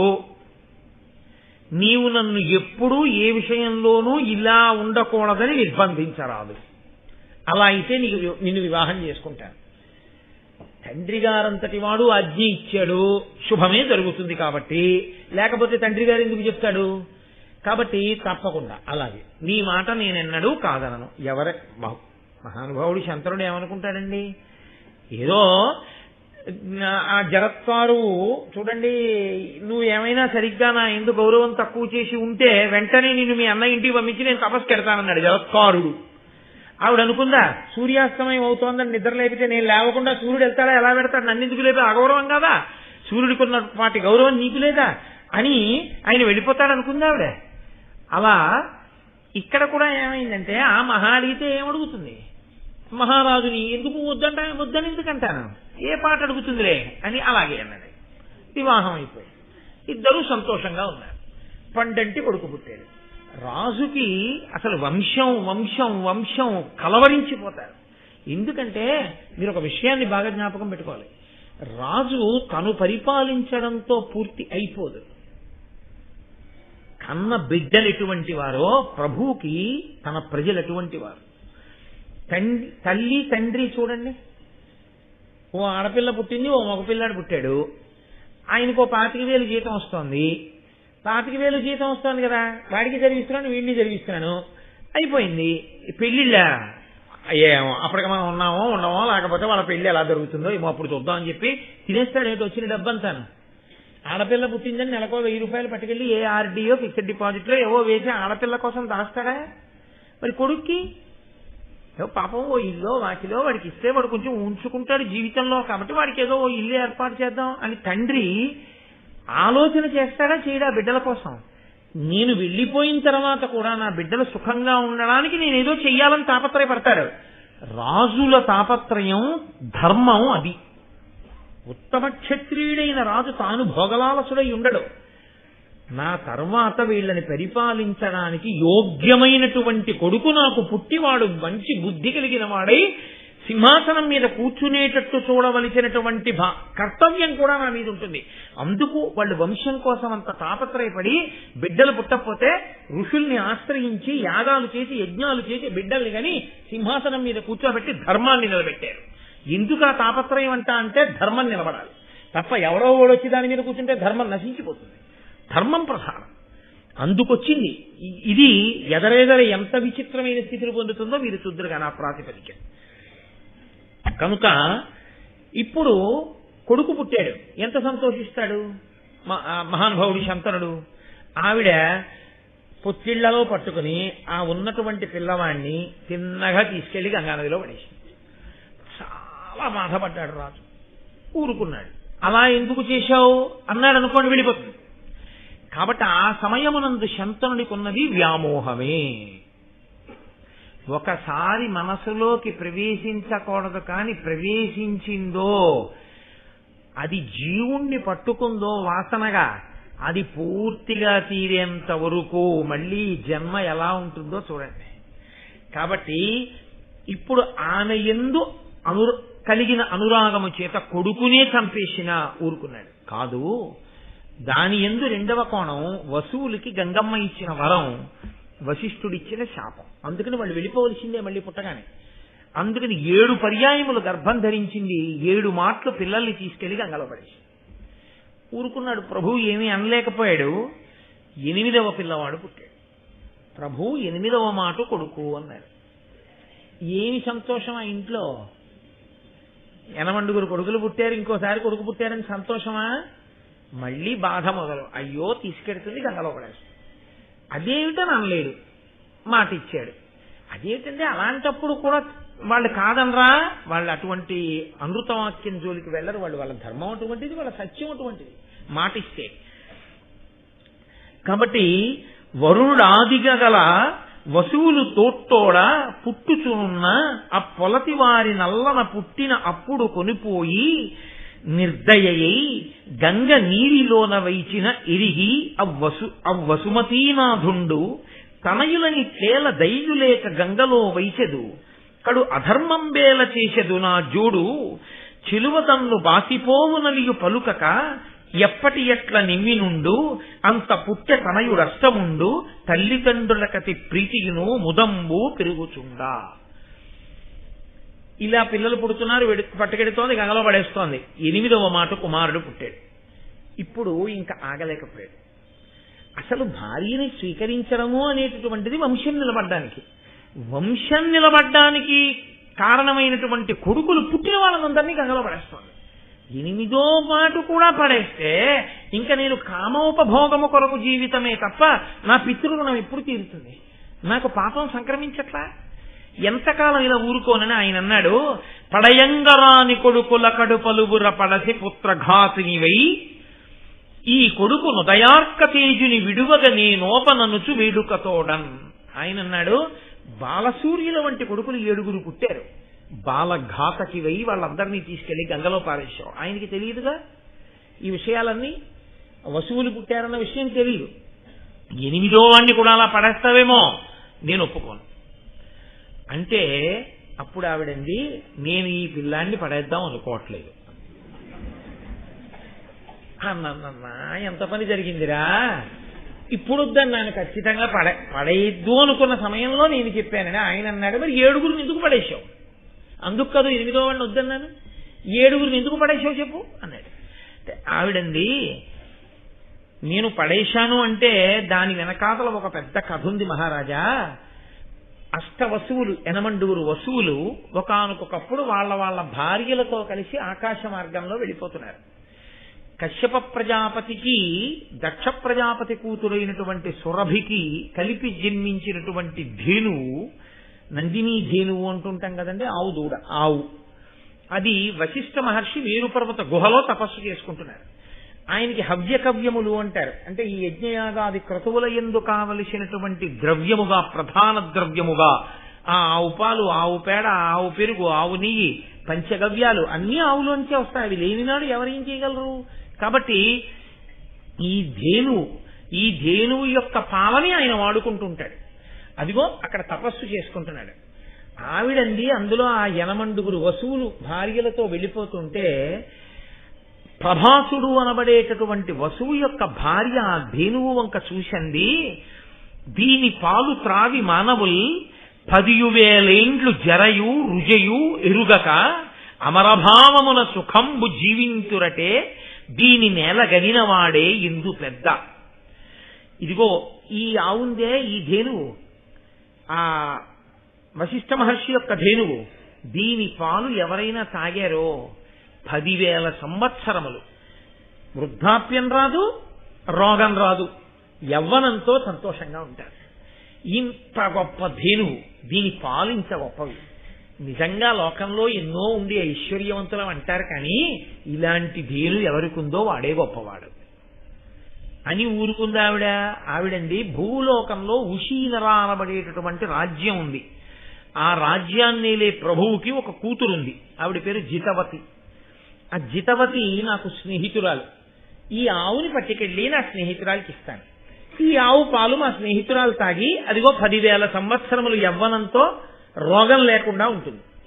ఎంత గొప్ప కానుకిచ్చావే అని సంతోషిస్తుంది. మీరు వసువు కదా, గొప్పవారు కదా, వెళ్ళి ఆ దూడం తీసుకురండి. ప్రభాసుడు ఏం చెప్పాలి? అది వశిష్ఠ మహర్షి యొక్క ధేనువేది, నేను తీసుకురావడం ఏమిటి అనాలి. కాదనలేకపోయాడు. అదొక బలహీనత. వెళ్ళి ఆ ధేనువును అపహరించి తీసుకొచ్చాడు.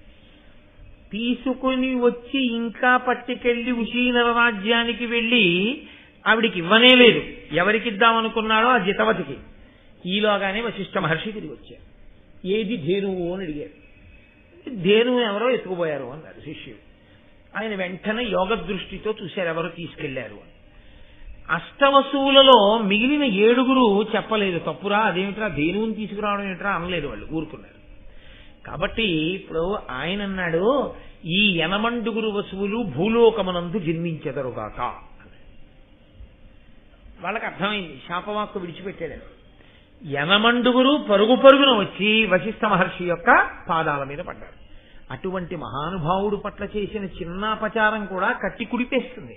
అందుకే లోకంలో ఎప్పుడు ఏం చెప్తారో తెలుసా అండి? పెద్దల జోలికి వెళ్ళకండి, పెద్దల జోలికి వెళ్ళకండి అని చెప్తారు. ఎందుకంటే అది కట్టి కుడపడం ప్రారంభం చేసింది అనుకోండి, మీరు ఎక్కడికి వెళ్ళినా తప్పుకోలేరు. ఇక తప్పుకోగలగడం అన్నది సాధ్యం కాదు. యమదండం నుంచి తప్పుకోవచ్చేమో, మహానుభావులకు జరిగిన అవమానము వలన వారు పొందిన ఖేదముతో వారు విడిచిపెట్టినటువంటి శాపవాక్కు నుంచి తప్పించుకోవడం మాత్రం కుదరదు. మళ్ళీ వాళ్లే ఉపసంహారం చేయాలి. కాబట్టి ఇప్పుడు ఆ వసువులు 8 వెళ్ళి ఆయన కాళ్ళ మీద పడ్డారు. పడితే ఆయన అన్నారు, నేను ఒకసారి విడిచిపెట్టిన వాక్కుని తిప్పడం కుదరదు, కానీ ఒక సావకాశం కల్పిస్తాను. 8 భూలోకంలో పుట్టండి కదా అన్నాను. పుట్టండి అన్నాను కానీ ఇన్నాళ్ళు ఉండండి అనలేదుగా. మీకు అక్కడ ఉండడం ఇష్టం లేకపోతే మాయ కమ్ముతుంది అని మీరు అనుకుంటే పుట్టగానే శరీరం వదిలిపెట్టి వచ్చేయండి. కానీ పుట్టగానే శరీరం విడిచిపెట్టడం మీ చేతిలో ఉండదుగా.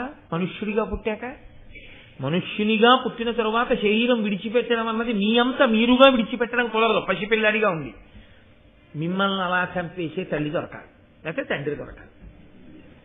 అలాంటి వాడు ఉంటే వెతుక్కోండి అని దాంట్లో అంతరార్థం. ఏ తల్లి చంపుతుంది పుట్టగానే పిల్లల్ని? దయాళువై ఉండాలి. వీళ్ళు మళ్ళీ అలా పుట్టేటప్పటికి ఈ విషయాన్ని గుర్తు పెట్టుకుని తాను పుట్టగలిగిన కారణజన్మురాలు అయి ఉండాలి. ఆవిడైతే ఆ గర్భవాసంలో అలా మళ్ళీ వాళ్ళకి ఆ శాప విమోచన ఇప్పించగలదు అని ఆయన అన్నారు. చేసిన దోషానికి అందరినీ ఒక గాట కట్టి శిక్ష ఎలా వేస్తాను? అలా వేయడం కుదరదు.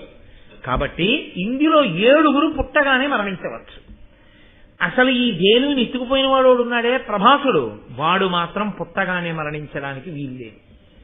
వాడు దీర్ఘాయుష్మంతుడు అవ్వాలి. ఇది కూడా పరదేవతానుగ్రహమే. నోటి వెంట ఆ మాట రావడం అక్కడ వరకు బాగుంది. అప్పుడు అది శాపం ఎలా అయిందండి? ఆయన ఏమన్నారో తెలుసా? వాడు సంతతి లేనివాడు కావాలి. అక్కడ వచ్చింది భీష్మాచార్యుల వారి జీవితం. అన్ని మలుపులు అక్కడ తిరగడం మొదలైంది. సంతత లేని వాని జీవితమునందుండేటటువంటి వైక్లభ్యములను ఇప్పుడు నేను వర్ణించడం సభాముఖంగా నాకు ఇష్టం లేదు. కాబట్టి ఎంత పెద్ద శాపవాక్కు వచ్చి పడిపోయిందో చూడండి.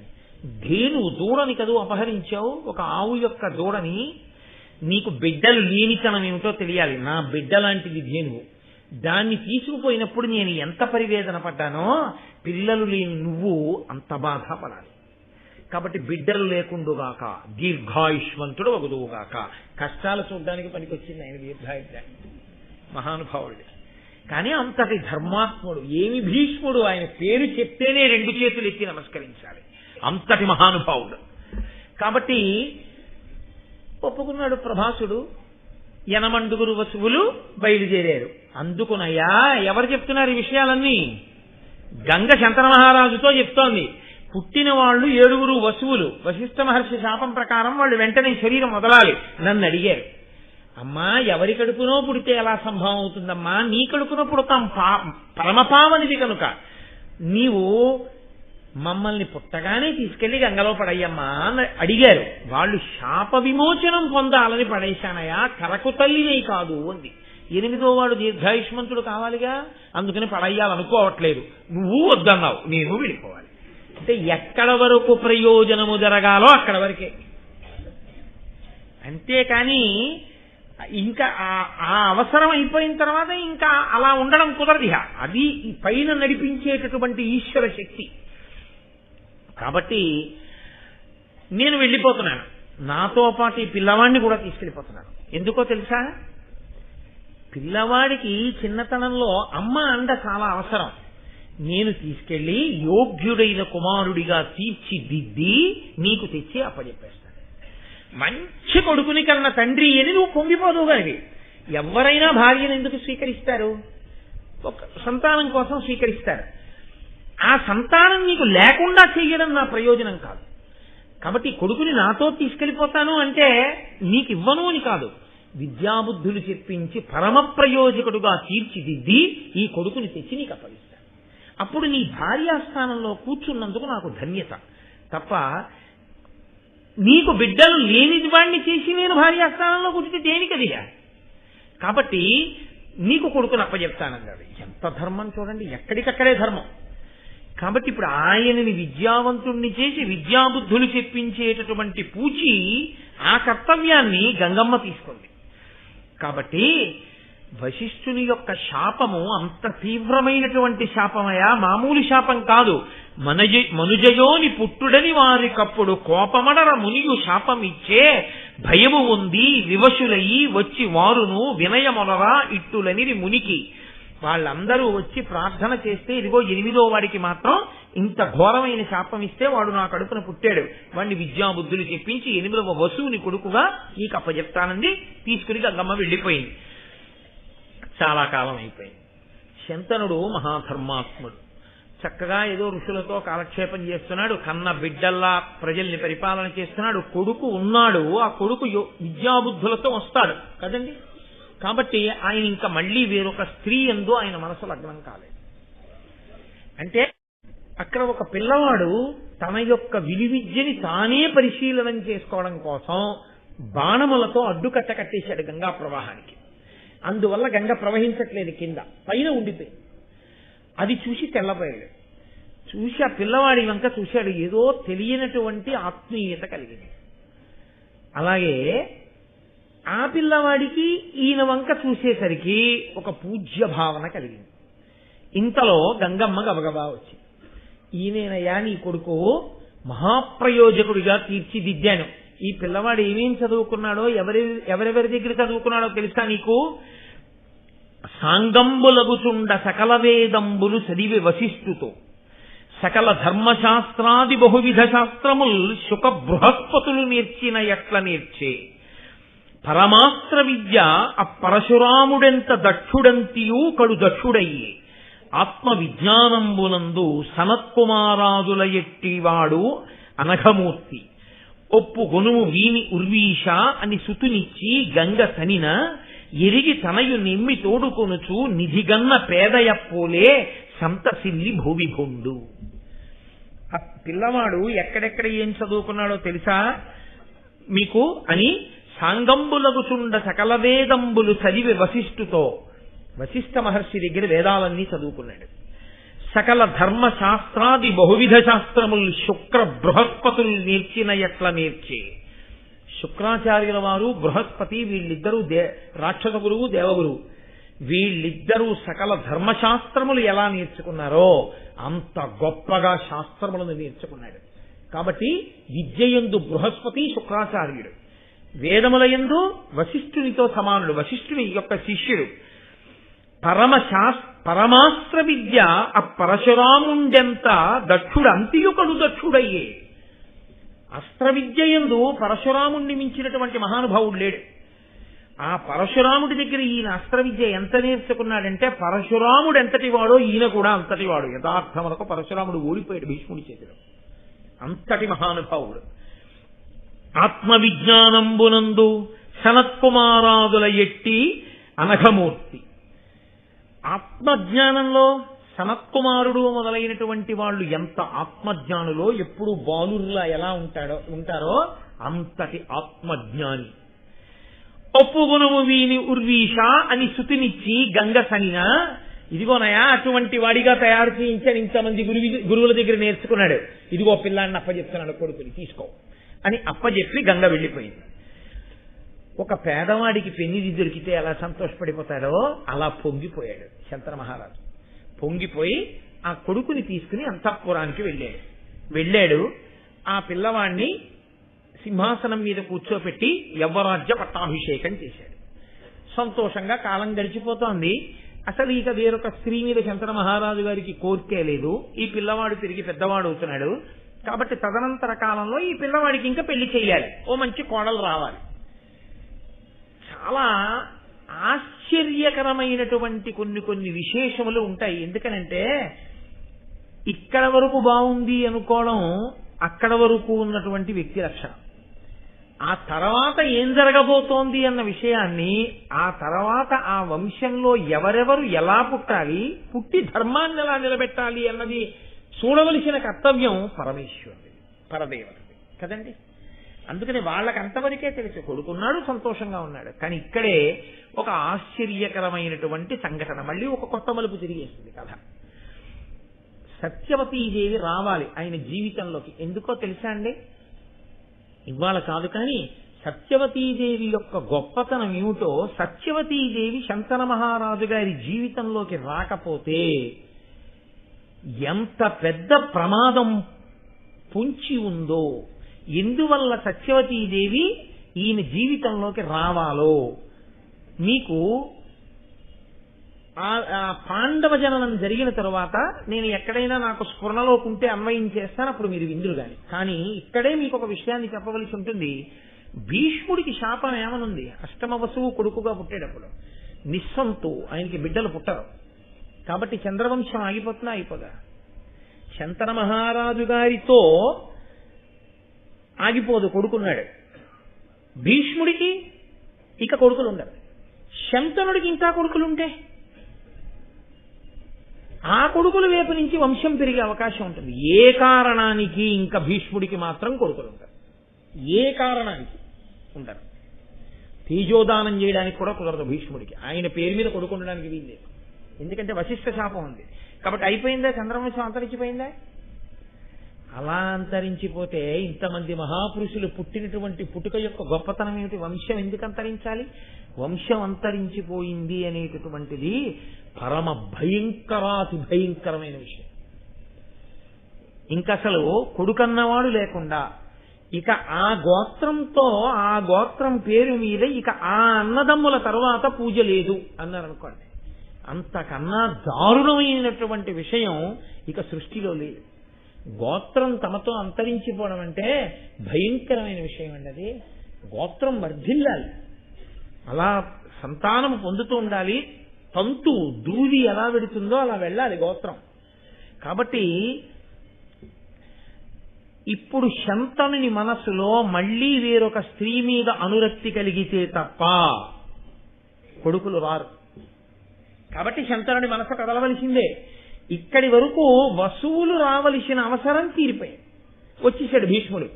భీష్ముడు వచ్చేసి ప్రయోజనం ఏమిటి ఇప్పుడు? మరి అదేమిటో మీరు భారతం 18 పర్వాలు విన్నాక తెలుసుకుంటారు. కానీ కాబట్టి ఆయన ఉండాలి మహానుభావుడు. ఆయన లేకపోయినా మళ్ళీ కుదరదు. అంతటి మహాత్ముడు భీష్ముడు ఉండాలి. కాదు వశిష్ఠ శాపం నెరవేరాలి, బ్రహ్మగారి వాక్కు నెరవేరాలి. అందుకని అటువంటి వాణ్ణి కనాలంటే అటువంటి వాడి మనసు కదలాలి. ఇన్ని కదలికలు వెనకాల నేపథ్యంలో ఇన్ని కారణాలకి కదిలి పైకి ఒకలా ఉంటుంది. ఇప్పుడు అందువలన శంతన మహారాజు గారు ఒకనాడు వేటాడుతూ వెడుతూ ఉండగా అకస్మాత్తుగా ఆయన నాసాపుటములకు గొప్ప సుగంధం తగిలింది. ఎక్కడిది సుగంధం? సత్యవతీదేవి. ఎవరా సత్యవతి? వేదవ్యాసుని కన్న తల్లి. ఆమె తల్లిగా ఉండిపోయిందా? నేను వేదవ్యాసుని వంటి మహాపురుషుడికి తల్లినవుతున్నాను కనుక పరాశరుడికి భార్యాస్థానంలో కూర్చుంటున్నాను కాబట్టి ఒక్కసారైనా కొడుకుని కంటిగా పరాశరుడికి భార్యగా నా జీవితానికి చాలు అని ఊరుకుంటాను అన్నది ఆవిడ సిద్ధాంతమా? కాదు. అలా అయితే ఆవిడ నా కన్యాత్వం చెడకూడదన్న కోరిక కోరదు. ఆవిడ కన్యాత్వం చెడకూడదు అని కోరుకుంది అంటే సుదీర్ఘకాలము పాటు వేరొక మహాత్ముడికి భార్యాస్థానంలో కూర్చుని ఆయనకి పరిచర్య చేస్తూ తాను భార్యని అన్న సంతోషంతో ఉండాలి. కానీ దాని వలన ఆయన మోసగిస్తున్నానన్న బాధ ఉండకూడదు. కాబట్టి ఆమెకి కన్యాత్వం చెడకూడదు. అందుకు నా రోజున ఆ మాట ఆవిడ నోటంట పలికించాడు దేవతలు. కాబట్టి ఆవిడ ఆ మాట అడిగింది, పరాశర మహర్షి వరం ఇచ్చారు. కాబట్టి సత్యగర్భంలో పుట్టాడు వేదవ్యాసుడు తప్ప మహానుభావుడు ఆయన 10 నెలల నిండో 3 సంవత్సరముల నిండో పుట్టినవాడు కాడాయన. ఆమె కన్యగానే ఉంది. కాబట్టి ఆమె భర్త కోసం ఎదురు చూస్తోంది. ఎవరు భర్త కావాలి? ఇది ఎప్పుడో నిర్ణయింపబడింది అన్న విషయం మీకు ఎదర తెలుస్తుంది. ఎలా తెలుస్తుందో మీరే చూద్దురు గాని. కాబట్టి ఇప్పుడు శంతన మహారాజు గారి యొక్క నాసాపుటములకు ఆ సువాసన తగిలింది. ఒక రాజుకి ఓ సువాసన తగిలితే అబ్బా ఎంత బాగుందో అంటాడండి. రాజులకున్న భోగముల కన్నానా ఏమైనా లోకంలో? కానీ ఆ వాసన ఆయనని ఆకర్షించింది. అది కదలిక. గాలి కదుపుతోందండి భారతాన్ని అంతటినీ. సువాసన గాలిలో కాదు వచ్చేది. ఎన్ని చోట్ల గాలి పాత్ర పోషిస్తోందో చూడండి. నమస్తే వాయోత్వమేవ ప్రత్యక్షం బ్రహ్మాసి. ఆ వాయువే పరబ్రహ్మమని కీర్తిస్తాం మనం. కాబట్టి ఇప్పుడు ఆ వాయువు ఆ సువాసన ఎక్కడ తగిలిందో దాన్ని వెతుక్కుంటూ దాని మూలముల వైపుకి వెళ్ళాడు. వెడితే ఆయనకి యోజనగంధి కనపడింది. ఆవిడ వంక చూసి చాలా సంతోషించిన వాడై ఆమెను వివాహం చేసుకోవాలి అని కోరుకున్నాడు. కోరుకుని ఆమె అంది, నా తండ్రి దశరాజు, ఆయన అడగవయా? అడిగితే ఆయన ఒప్పుకుంటే నువ్వు నన్ను భార్యగా స్వీకరించవచ్చు అంటే ఈయన వెళ్ళి ఆ దశరాజుని అడిగాడు, నీ బిడ్డని నాకు భార్యగా చెయ్యి అని అడిగితే దాశరాజు అన్నాడు, భూపాల, నీకు ఈ కోమలి వలన పుట్టిన సుతుడు నీ పరోక్షంబున రాజు కావలే. ఎమ్మినిట్లీగ నోపుదే అనిన శంతనుడు గాంగేయు యువరాజు తలచి ఈ పల్పు తక్కగా ఒండు వేడుము ఇచ్చదని నేను. ఆ దశరాజుని నీ కూతురైనటువంటి యోజన గంధిని నాకు ఇచ్చి వివాహం చెయ్యి అన్నాడు. చాలా సంతోషిస్తున్నాను అన్నాడు ముందు. అని ఆయన అన్నాడు దశరాజు, లోకంలో నా సంతోషం ఏమిటి?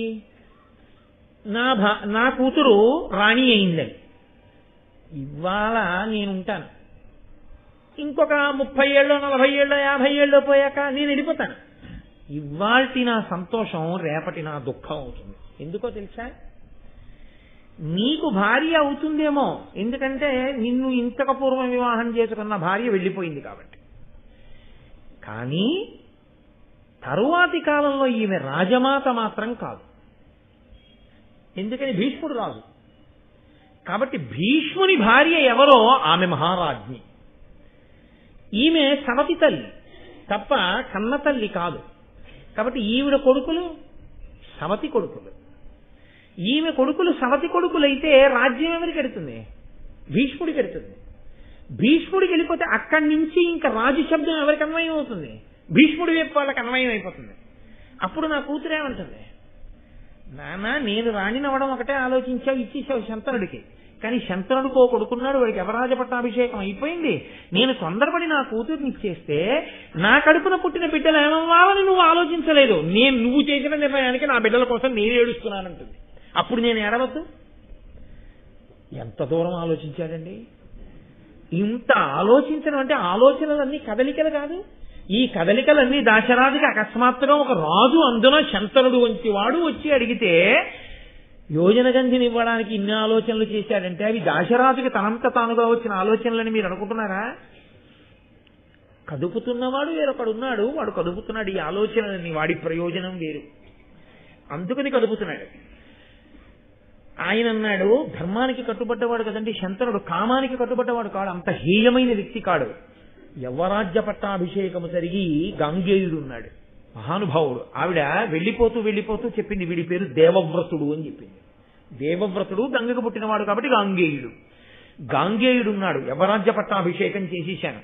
ఇప్పుడు నీకు మాటిస్తే ఈ పిల్లల్ని ఎలా యవరాజ్య పట్టాభిషేకం చేస్తాను, నీ కూతురు కడుపులో కొడుకు పుట్టినా, కాబట్టి ఇది తక్క, ఏదొకటి ఏదైనా కోరుకో ఇస్తానన్నాడు. ఇదే కావాలన్నాడు. అయితే కుదరదు, నీ కూతుర్ని నా భార్యగా చేసుకోలేను, వెళ్ళిపోయాడు. వెళ్ళిపోయాడు కానీ ఆయనకి భార్యాస్థానంలో ఆమె వచ్చి కూర్చోకపోతే ఎదర ప్రమాదం వేరు కదండి. అందుకని ఆయన మనసులోంచి ఆవిడ తొలగిపోయింది అనుకోండి, కథ అయిపోయింది. కాబట్టి తొలగలేదు. బాహ్యంలో కథలో వదిలిపెట్టి వచ్చాడు, లోపల మాత్రం బాగా పట్టుకుంటున్నాడు. రోజు రోజుకి బాగా ఆవిడ్ని పట్టుకుంటే ఏమైంది, ఆవిడ సమస్య అయింది. ఎందుకు సమస్య అయింది? రాలేదు భార్యాస్థానంలోంచి. కారణం గాంగేయుడు అడ్డున్నాడు, యవరాజ్య పట్టాభిషేకం అయిపోయి ఉన్నాడు. అసలు ఆ స్థానంలోకి రావడానికి ఎవరడ్డు ఉండాలో వాళ్ళు లేరు. అసలు ఆ స్థానంలోకి రావడానికి ఊహకందని రీతిలో భీష్ముడు ఉండిపోయాడు, దేవవ్రతుడు ఉండిపోయాడు. పాపం ఆయన ప్రారంభం చూడండి. ఇప్పుడు అందుకని రాజుకి తన సమస్య పట్టుకుంది. ఆ సమస్య పట్టుకుని ఆయన రాసకార్యాలకి వెళ్ళటం లేదు, బయటికి రావట్లేదు, మాట్లాడటం లేదు, దిగులు, తాను అనుకున్నది జరగట్లేదు. ఏమంటాడు భీష్ముడిని? ఏమనకూడదు, తప్పు, ధర్మం తప్పడు శంతనుడు, ఆమెని మోసగించలేడు, కాబట్టి పొందలేకపోతున్నాడు. ఇంత రాసరికం కోరుకున్న ఒక స్త్రీని భార్యం చేసుకోలేకపోయాడు. కడుపులో బాధ, ఆ బాధ చేత దిగులు, దిగులు వలన ఇతర విషయముల యందు దృష్టి లేకపోవడం, పరాకు, ఇన్ని పుట్టుకొచ్చి. మిగిలినవి తెలియదేమో కానీ పరాకు తెలిసిపోదు. ఏమిటండి అలా ఉంటున్నారు, ఏమిటండి అలా ఉంటున్నారు అందరూ, అస్తమానం ఇంకోటి ఏదో ధ్యానం చేస్తుంటేను. కాబట్టి ఇప్పుడు అందరూ మంత్రులు వాళ్ళు అన్నారు, మీ నాన్నగారు పూర్వం ఇలా చెప్పగానే వినేవారు, ఇప్పుడు అన్నీ చెప్పేసిన తర్వాత ఏమన్నారు అంటున్నారు. కాబట్టి మీ నాన్నగారికి ఏదో పరాకు వచ్చింది. పరాకు వచ్చిందంటే మీ నాన్నగారి మనసు ఇంకెక్కడో నిలబడుతుంది. అది మేము అడిగితే బాగుండదు. రాయా మీ మనసు ఎక్కడుంది అని అడిగితే బాగుంటుందా? బాగుండదు. కాబట్టి నువ్వు అడిగితే బాగుంటుంది. కాబట్టి కొడుకు కాబట్టి నువ్వు విచారణ చెయ్యి, వెళ్ళి అడుగు అన్నాడు. అంటే మహానుభావుడు గాంగేయుడు వెళ్ళి తండ్రితో, ఎంత మర్యాద అండి ఆ మాట్లాడడంలో, ఏం నాన్నగారు మీరు ఈ మధ్య శ్రద్ధ లేకుండా ఏం పట్టించుకోవట్లయితే, అసలు మీ మనసు ఎక్కడుంది చెప్పండి అన్నారు అనుకోండి, చాలా అసహ్యంగా ఉంటుంది. ఓ పనికి మాలిన వాడు రాసిన సినిమా డైలాగ్లో ఉంటుంది. తండ్రి మీద, నాయనమ్మ మీద, అమ్మ మీద, తల్లి మీద ఎవరిని ఎలా పిలవాలో, ఎవరిని ఎలా పలకరించాలో, ఎవరితో ఎలా మాట్లాడాలో కూడా తెలియకుండా పశువు ప్రవర్తించినట్టు అసహ్యకరంగా తల్లి మీద, తండ్రి మీద డైలాగు రాసి వచ్చినటువంటి డబ్బుతో జీవించగలిగిన హేయమైన జీవితానికి దిగజారిపోయిన వాడు రాయగలడేమో, నన్నయ్య గారు రాయలేదు. కాబట్టి గాంగేయుడు తండ్రి దగ్గరికి వెళ్ళి అన్నాడు, భవదభిరక్షిత క్షితికి బాధయునర్పగనూపునట్టి శాస్త్రవ నివహంబు లేదు, వసుధా ప్రజకెల్లా అనంత సంతతోత్సవముల రాజులెల్ల అనిశంబు విధేయుల నీకు ఇట్లు మానవ వృషభేంద్ర ఎలుకో మన పరితాపము పొందియుండగం. ఆయన అన్నాడు, నాన్నగారండి మీ చేత రక్షింపబడుతున్నటువంటి ఈ భూమండలంలో ఎక్కడా కూడా ఎవ్వరూ కూడా కుంది లేరు, బాధగా లేరు. మరి మీరెందుకు బాధపడుతున్నారు నాన్నగారండి? ప్రజలందరూ సంతోషంగా ఉన్నారు, ప్రతిరోజు ఉత్సవం చేసుకుంటున్నారు. మిగిలినటువంటి వాళ్ళందరూ కూడా, రాజులందరూ కూడా మీకు వశవర్తులై ఉన్నారు, విధేయులై ఉన్నారు. కాబట్టి దేనికి బెంగ నాన్నగారండి? మీరు ఏ కారణానికి బెంగ పెట్టుకుంటున్నారు? మీ దృష్టికోణంలో ఆలోచించగలిగిన వాడు నేను ఒక్కడిని. ఒక రాజు దేనికి బాధపడవలసి ఉంటుందో ఆ కారణాలు చెప్పాడు. అంటే మీరు ఆలోచించండి, ఆ రోజులలో రాజులు దేని కొరకు బాధపడ్డారు? తన ఇంట్లో తన కొడుకేదో ఇబ్బంది వచ్చిందని బాధపడ్డం కాదు, తను పరిపాలించే భూమండలంలో ఎక్కడ ప్రజలు బాధపడుతున్నా తన కుటుంబంలో వాళ్ళు బాధపడినట్టు బాధపడిన వాళ్ళు.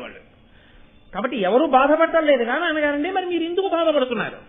ఒక రాజు ధర్మాన్ని గాంగేయుడు ఆవిష్కరిస్తున్నాడు, మీరు ధర్మమూర్తిగా ఉన్నారు. నాన్నగారు మరి దేనికి మీరు బాధపడుతున్నట్టు తెలియట్లేదు, నాకు చెప్పవలసింది అని అడిగాడు. ఆయన అన్నాడు, శంతనుడు వినవయ్యా, ఏకపుత్రుడు అనపత్యుడు ఒక్క రూప అని ధర్మవులన్ విని నీకు తోడు పుత్రుల అనగా పడయంగ నిష్టమైనది నాకు. ఇది ఇప్పుడు కొత్తగా చమత్కారంగా ఆయన దృష్టిలోకి వచ్చిన ఆలోచన.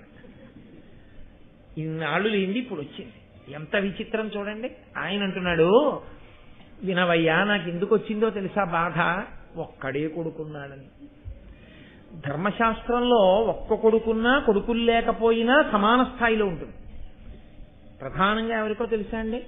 అలాగని ఇప్పుడు అకస్మాత్తుగా అందరూ దాని గురించి బెంగపెట్టుకోవాల్సిన అవసరం ఏం లేదు.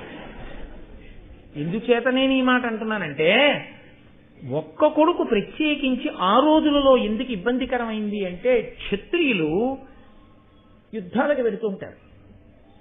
ఏమో ఎట్నుంచి యుద్ధంలో ఎలా ఉంటుందో తెలియదు. జరగరానిది జరిగిందనుకోండి, సింహాసనానికి మళ్ళీ ఉత్తరాధికారి లేకుండా పోతాడు, ఇబ్బంది వస్తుంది. కాబట్టి ఒకరికన్నా ఎక్కువ కొడుకులు ఉండాలి, పైగా ఒకరికొకరు తోడయి ఉండే అవకాశం ఉంటుంది. రేపు పొద్దున తను వెళ్ళిపోతాడు. ఓ ఇద్దరో ముగ్గురో కొడుకులుంటే వాళ్ళిద్దరు ముగ్గురు కలిసికట్టుగా ఉండి శత్రువు మీద దండయాత్ర చేయడానికి అవకాశం. రాజు చెడితే అటు నుంచి వస్తారు సాధారణంగా. ఓ ఇద్దరో ముగ్గురో ఉంటే ఓడి ఇటెళ్తే ఎవరైనా వస్తే ఓడి అటు వెళ్తారు. కాబట్టి ఒక్కడివే అయిపోయావు కొడుకు అని బెంగగా ఉంది. కాబట్టి నాకు ఎందుకో ఇంకా కొడుకుల్ని కంటే ధర్మము అని అనిపిస్తోంది. జన వినుత అగ్నిహోత్రంబును సంతానమును వేదములు ఎడతెగగా జన ఉత్తమ వంశజులకు ననిరి మహాధర్మ నిపుణులైన మునీంద్రుల్. ఉత్తమమైనటువంటి ధర్మం కలిగినటువంటి వంశంలో పుట్టిన వాళ్ళు ఎప్పుడూ కూడా ఇవి ఆగిపోకుండా పరాకుతో ఉండాలి. ఏవి? అగ్నిహోత్రంబును. నేను మీతో మనవి చేశాను కదా, తండ్రి గారి అగ్నిహోత్రంలోంచి తన వివాహం అవుతున్నప్పుడు అగ్నిహోత్రాన్ని వెలిగిస్తాడు. వెలిగించినప్పుడు ఆ అగ్నిహోత్రం మళ్ళీ ఎప్పుడు ఇంకా ఆగిపోవడం, ఆయన శరీరం పడిపోయినప్పుడు ఈ అగ్నిహోత్రాన్నే పట్టుకెళ్ళి వెలిగించి ఈ శరీరాన్ని అగ్నిహోత్రంలో దహనం చేస్తారు. అప్పటి వరకు అగ్నిహోత్రం అలా వెలుగుతూనే ఉండాలి తప్ప అగ్నిహోత్రం ఆరిపోకూడదు. కాబట్టి అగ్నిహోత్రంబును సంతానమును, సంతానం పిల్లలు లేకపోతే పేడపోయారన్న మాట అసలు అననే అనకూడదు. కాబట్టి సంతానంబును వేదములు, వేదము ఎప్పుడూ వినపడుతూనే ఉండాలి. అందుకే వేదం నువ్వు చదువుకోక్కర్లేదు. వేదం చదువుకున్నవాడు కనపడితే ఓ నమస్కారం చేసి ఓ పన్నం చదివించుకుని నువ్వు ఓ తాంబూలం ఇచ్చి పంపించాలి. దాని వలన వేదం చదువుకోవాలనే ఉత్సాహం లోకంలో నిలబడుతుంది తప్ప వేదం అందరూ చదవక్కర్లేదు. వేదం చదివిన వాళ్ళని గౌరవించడం మాత్రం నేర్చుకోవాలి. అప్పుడు వేదము అనుశ్రుతంగా నడుస్తుంది, వేదము ప్రమాణము. ఆ వేదము లేనినాడు ధర్మము అయోమయమైపోతుంది. కాబట్టి వేద ప్రమాణము నిలబడాలి అంటే వేదము చదువుకున్న వాళ్ళని ప్రోత్సహిస్తూ ఉండాలి, కాదు నమస్కరిస్తూ ఉండాలి. కనుక వేదములు ఎడతెగగాజన ఉత్తమ వంశజులకు, ఇవి ఎప్పుడూ ఆగిపోకుండా వెళ్ళవలసినటువంటి విషయాలు ఉత్తమ వంశంలో పుట్టిన వారికి అనేది మహాధర్మ నిపుణులైన మునీంద్రులు. మహాధర్మ నిపుణులైన మునీంద్రులు ఈ మాట అన్నారు. కాబట్టి నాయన నీతో ఏదైనా పరాకు కలిగితే, జరగరానిది జరిగితే మన వంశం ఆగిపోకూడదు కదా, అందుకని కొడుకుల్ని కనాలి అని నేను అనుకుంటున్నాను. పైగా నీవు అస్త్ర శస్త్ర విద్యా కోవిదుడవు, రణములందు క్రూరుడవు, అరివిద్రావణ సాహసికుండవు, కావున నీ యునికి నమ్మగా నేరనెదన్. నేను కొన్ని కారణాల చేత నువ్వు ఒక్కడివే ఉండడం విషయంలో ధైర్యంగా ఉండలేకపోతున్నాను. ఎందుకో తెలుసా? నీవు అస్త్రశస్త్ర విద్యా కోవిదుడవు, నీకు అస్త్రశస్త్ర విద్యలు బాగా తెలుసు కాబట్టి నువ్వు సాధారణంగా ఎంత గొప్ప వీరుడికి లొంగి సంధి చేసుకోవు. అవతలవాడు ఎంత గొప్పవాడైనా కావచ్చు, సంధి అన్న మాట నీ దగ్గర ఉండదు. ఎందుకుండదు అంటే ఒక్కటే కారణం, నీ బలపరాక్రమములు అటువంటివి, నీకున్న అస్త్రశస్త్రములు అటువంటివి. వాటితో నువ్వు ప్రతిద్వందిని, నీ ఎదురుగుండా ఉన్నవాడిని పడగొట్టే ప్రయత్నం చేస్తావు. అవతలవాడు కూడా మరి అంత గొప్పవాడేగా నీతో యుద్ధం చేసేవాడు. యుద్ధం అన్నది మొదలైన తర్వాత అంత పెద్ద పెద్ద స్థాయిలో వాళ్లతో చేస్తుంటే జయాపజయములు విధి నిర్ణీతములు. ఒక అస్త్రం స్ఫురణకి రాకపోతే చాలు, అయిపోయిందంటే అంత పెద్దవాళ్లతో యుద్ధం చేస్తుంటే. కాబట్టి ఒకటి భయం నాకు. రెండు, రణములందు క్రూరుడవు. యుద్ధమే వచ్చిందా ఎన్ని లక్షల మందినైనా తెగటార్చేస్తావంతే తప్ప వెనకడుగేయడం అన్నది నీకు రాదు. నీ ముందున్న వాళ్ళు పడిపోవడమో నువ్వు పడిపోవడమో అంతే నీకు తెలిసినది. కాబట్టి రణములందు క్రూరుడవు, అరివిద్రావణ సాహసికుండవు. శత్రువు బలాబలములను కాదు, శత్రువు అని నీ ఎదురుగుండా నిలబడితే వాడు ఉండడానికి వీల్లేదు. అంతటి సాహసి, ఇంకా వెనక్కి చూడవు, ముందుకెళ్ళడమే నీకొచ్చు, అంతటి ఉత్సాహవంతుడవు. ఈ లక్షణాలు ఎంత గొప్పవో వంశం వైపు నుంచి ఆలోచించినప్పుడు అంత ప్రమాదకరమైనవి. ఈ లక్షణములు ఎప్పుడైనా ఒక్కసారి నీ పట్ల వ్యతిరిక్తముగా పనిచేస్తే, నా వరకు నాకు ఒక్క కొడుకు లేకుండా ఉంటాడు, రాజ్యమునకు సంబంధించినంత వరకు సింహాసనం ఖాళీ అయితే నేను మిగిలిన ప్రజలందరికీ జవాబుదారీనవుతాను. ఎందుకని అంటే ఇటువంటి సాహసికుడైన కొడుకు ఒక్కడితో నువ్వు సరిపెట్టుకోవడమే ప్రమాదం వచ్చింది రాజా అంటారు. కాబట్టి ఈ ధర్మం కారణంగా నేను కొడుకుల్ని కనాలనుకుంటున్నాను, ఇందుకు వివాహం చేసుకోవాలనుకుంటున్నాను. వివాహం చేసుకోవడం అనే విషయంలో సత్పుత్రులు కలగడం అన్నది ఎప్పుడు ఉంటుంది? అనురక్తి అని ఒక మాట. నా మనసు ఆమె యందు ప్రచోదనము కావాలి, ఆమె నా యందు సంతోషాన్ని పొందాలి. ఉండరులు ప్రీతి పొందిన వారైతే ఇద్దరికీ ఒకరి పట్ల ఒకరికి సంతోషం ఉంటే సత్సంతానము కలుగుతుంది.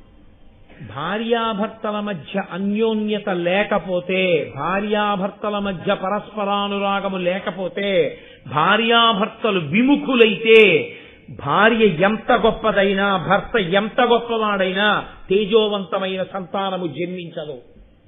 రామాయణంలో కూడా ఉంది ఈ విషయం ఒక చోట. కాబట్టి అనురక్తి ప్రధానమై కూర్చుంది. సత్సంతానం పుట్టాలంటే ఏదో భార్యని స్వీకరించడం, ఏదో సంతానాన్ని కండం నా ఉద్దేశ్యం కాదు. ఇంతమంది స్త్రీలు ఉన్నారు రాజ్యంలో, ఇంతమంది కన్యలు ఉన్నారు, నా మనసు లగ్నం అవ్వదు, నా మనసు అసలు అలా ఆలోచించదు. ఎందుకనో ఒక్కసారి నా మనసు ఒక్క కన్య మీద లగ్నమైంది. లగ్నమైంది కాబట్టి ఆమె వలన సత్సంతానం కలుగుతుంది. కానీ వాళ్ళ తండ్రి పిల్లనివ్వడానికి ఇష్టపడలేదు, అంతవరకు. అది నా సమస్య. వెళ్ళిరా. ఎందుకు ఇవ్వలేదన్న విషయాన్ని చెప్పలేదు శంతనుడు. ఎందుకని?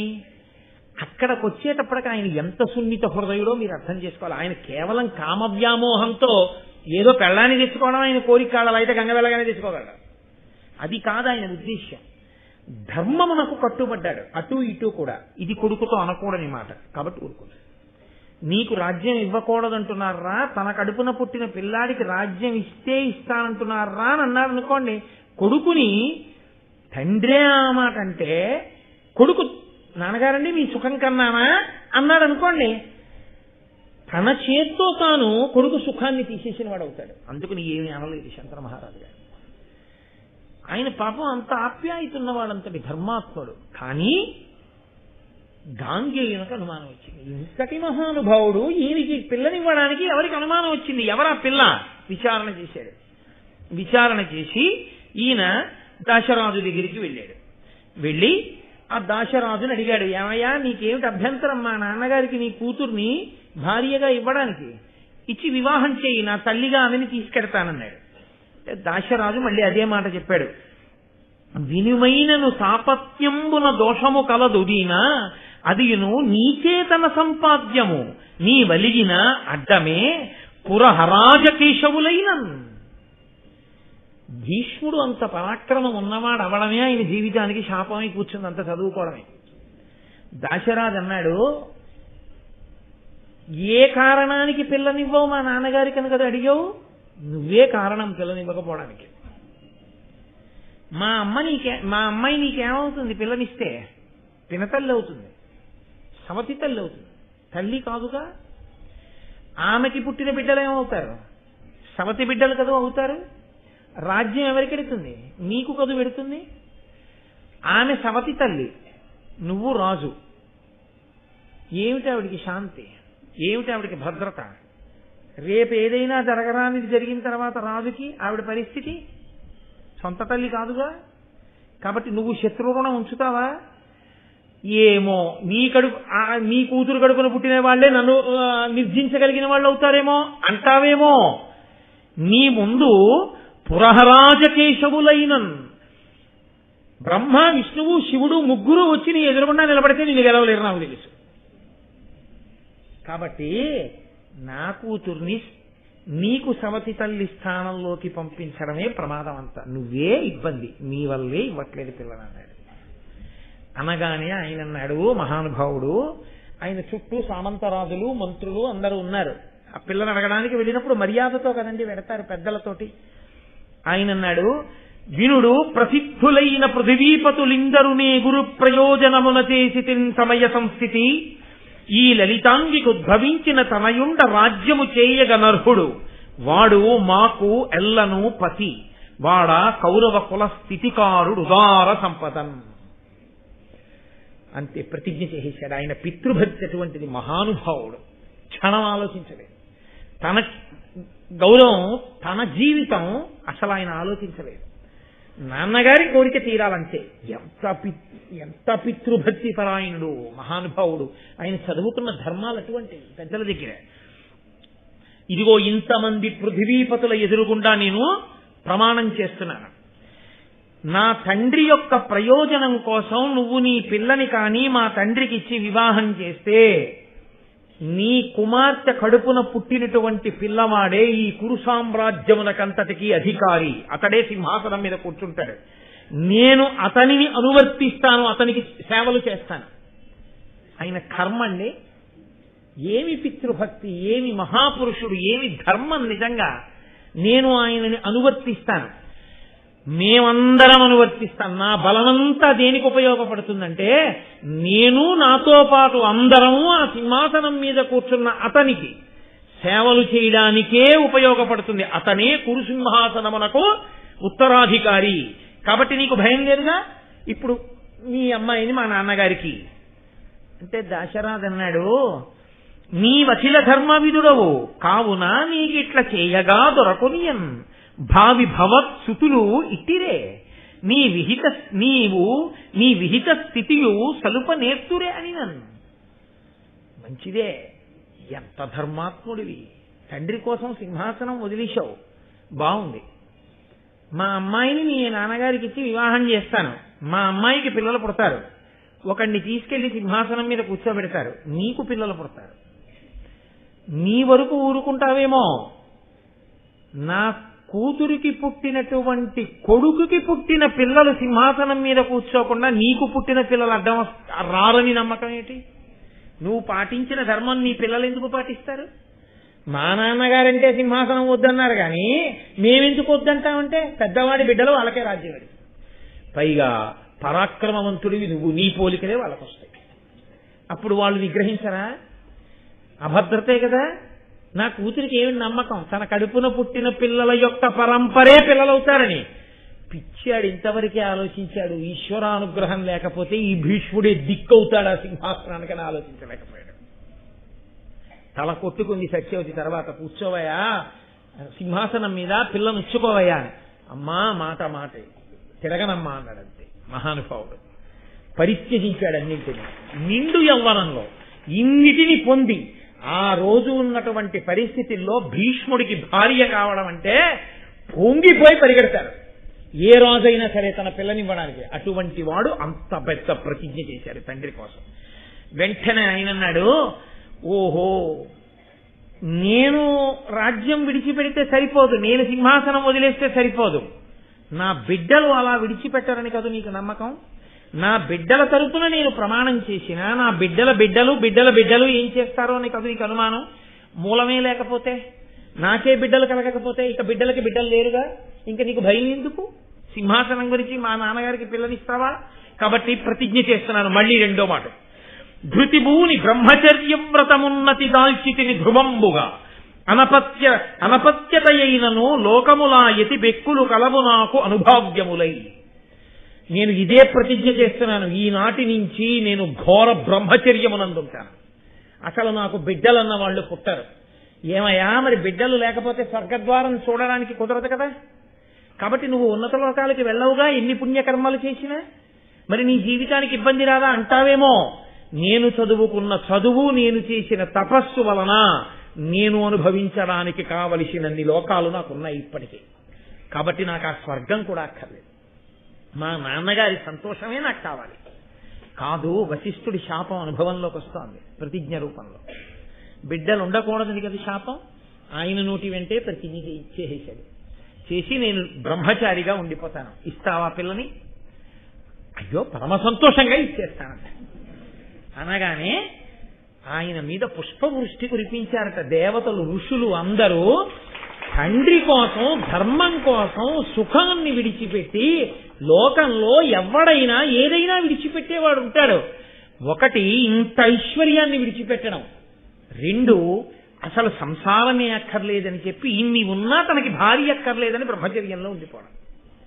ఇది సామాన్యమా? కాబట్టి అంతటి మహానుభావుడయా ఈ భీష్ముడని ఆయన మీద పూలజల్లు కురిపించారు. అమ్మా రామ్మా అన్నాడు. సత్యవతీదేవిని రథం ఎక్కించుకున్నాడు. ఎక్కించుకుని తీసుకొస్తున్నాడు. దాశరాజు అన్నాడు, నాకు ఈ విషయం నా కూతురు శంతన మహారాజుకే భార్య అవుతుందని ఎప్పుడూ తెలుసు. ఎలా తెలుసని అడిగాడు. ఉపరిచర వసువు నాకు వచ్చి చెప్పాడు. అందుకే నేను అసిత వంశంలో పుట్టినటువంటి దేవలుడు అడిగినా నా పిల్లని ఇవ్వలేదు అన్నాడు. ఎవరి ఉపరిచర వసువు? మీరు మరిచిపోకూడదు. చేది రాజ్యాన్ని పరిపాలించినటువంటి వసువనబడేటటువంటి రాజు అనేక యజ్ఞయాగాదులు చేసి రథమెక్కి సశరీరంగా ఇంద్రలోకానికి వెళ్లి ఇంద్రుడి దగ్గర కూర్చుని భోగములను అనుభవిస్తే ఆయన యొక్క వైభవాన్ని, ఆయన ఇంత రాజ్యమేది ఒక మహర్షి యొక్క ఆశ్రమానికి వెళ్లి కూర్చుని మహర్షి యొక్క వైరాగ్యాన్ని చూసి తాను కూడా అక్కడ కూర్చుని తపస్సు చేస్తుంటే ఇంద్రుడు వచ్చి, ఇంత రాజ్యం చేసి కూడా నువ్వు ఇంతగా వైరాగ్యాన్ని పొంది తపస్సు చేస్తున్నావంటే ఎంతటి మహానుభావుడివిరా నువ్వు, నీకు ఇదిగో వరాలు ఇస్తున్నాను తీసుకోమని వాడిపోని పద్మాల మాలని, ఒక గొప్ప దివ్యమైనటువంటి రథాన్ని, ఒక వెదురు కర్రని చేతికిచ్చి, వీటితో నువ్వు ఎప్పుడు కావాలంటే అప్పుడు నీకు దివ్యత్వాన్ని కూడా ఇస్తున్నాను, ఇంద్రలోకానికి వచ్చి ఇంద్రలోకం నుంచి కిందకి ఎడుతుండొచ్చని వరమిస్తే ఈయన రథం మీద ఇంద్రలోకానికి వెళ్లి మళ్ళీ కిందకొస్తుంటే ఆకాశంలో తిరుగుతాడు కాబట్టి ఉపరిచరి వసువు అని ఆయనకి పేరు కలిగితే, ఈ ఉపరిచరి వసువు నివాసం చేసేటటువంటి నగరంలో అంతఃపురం పక్కన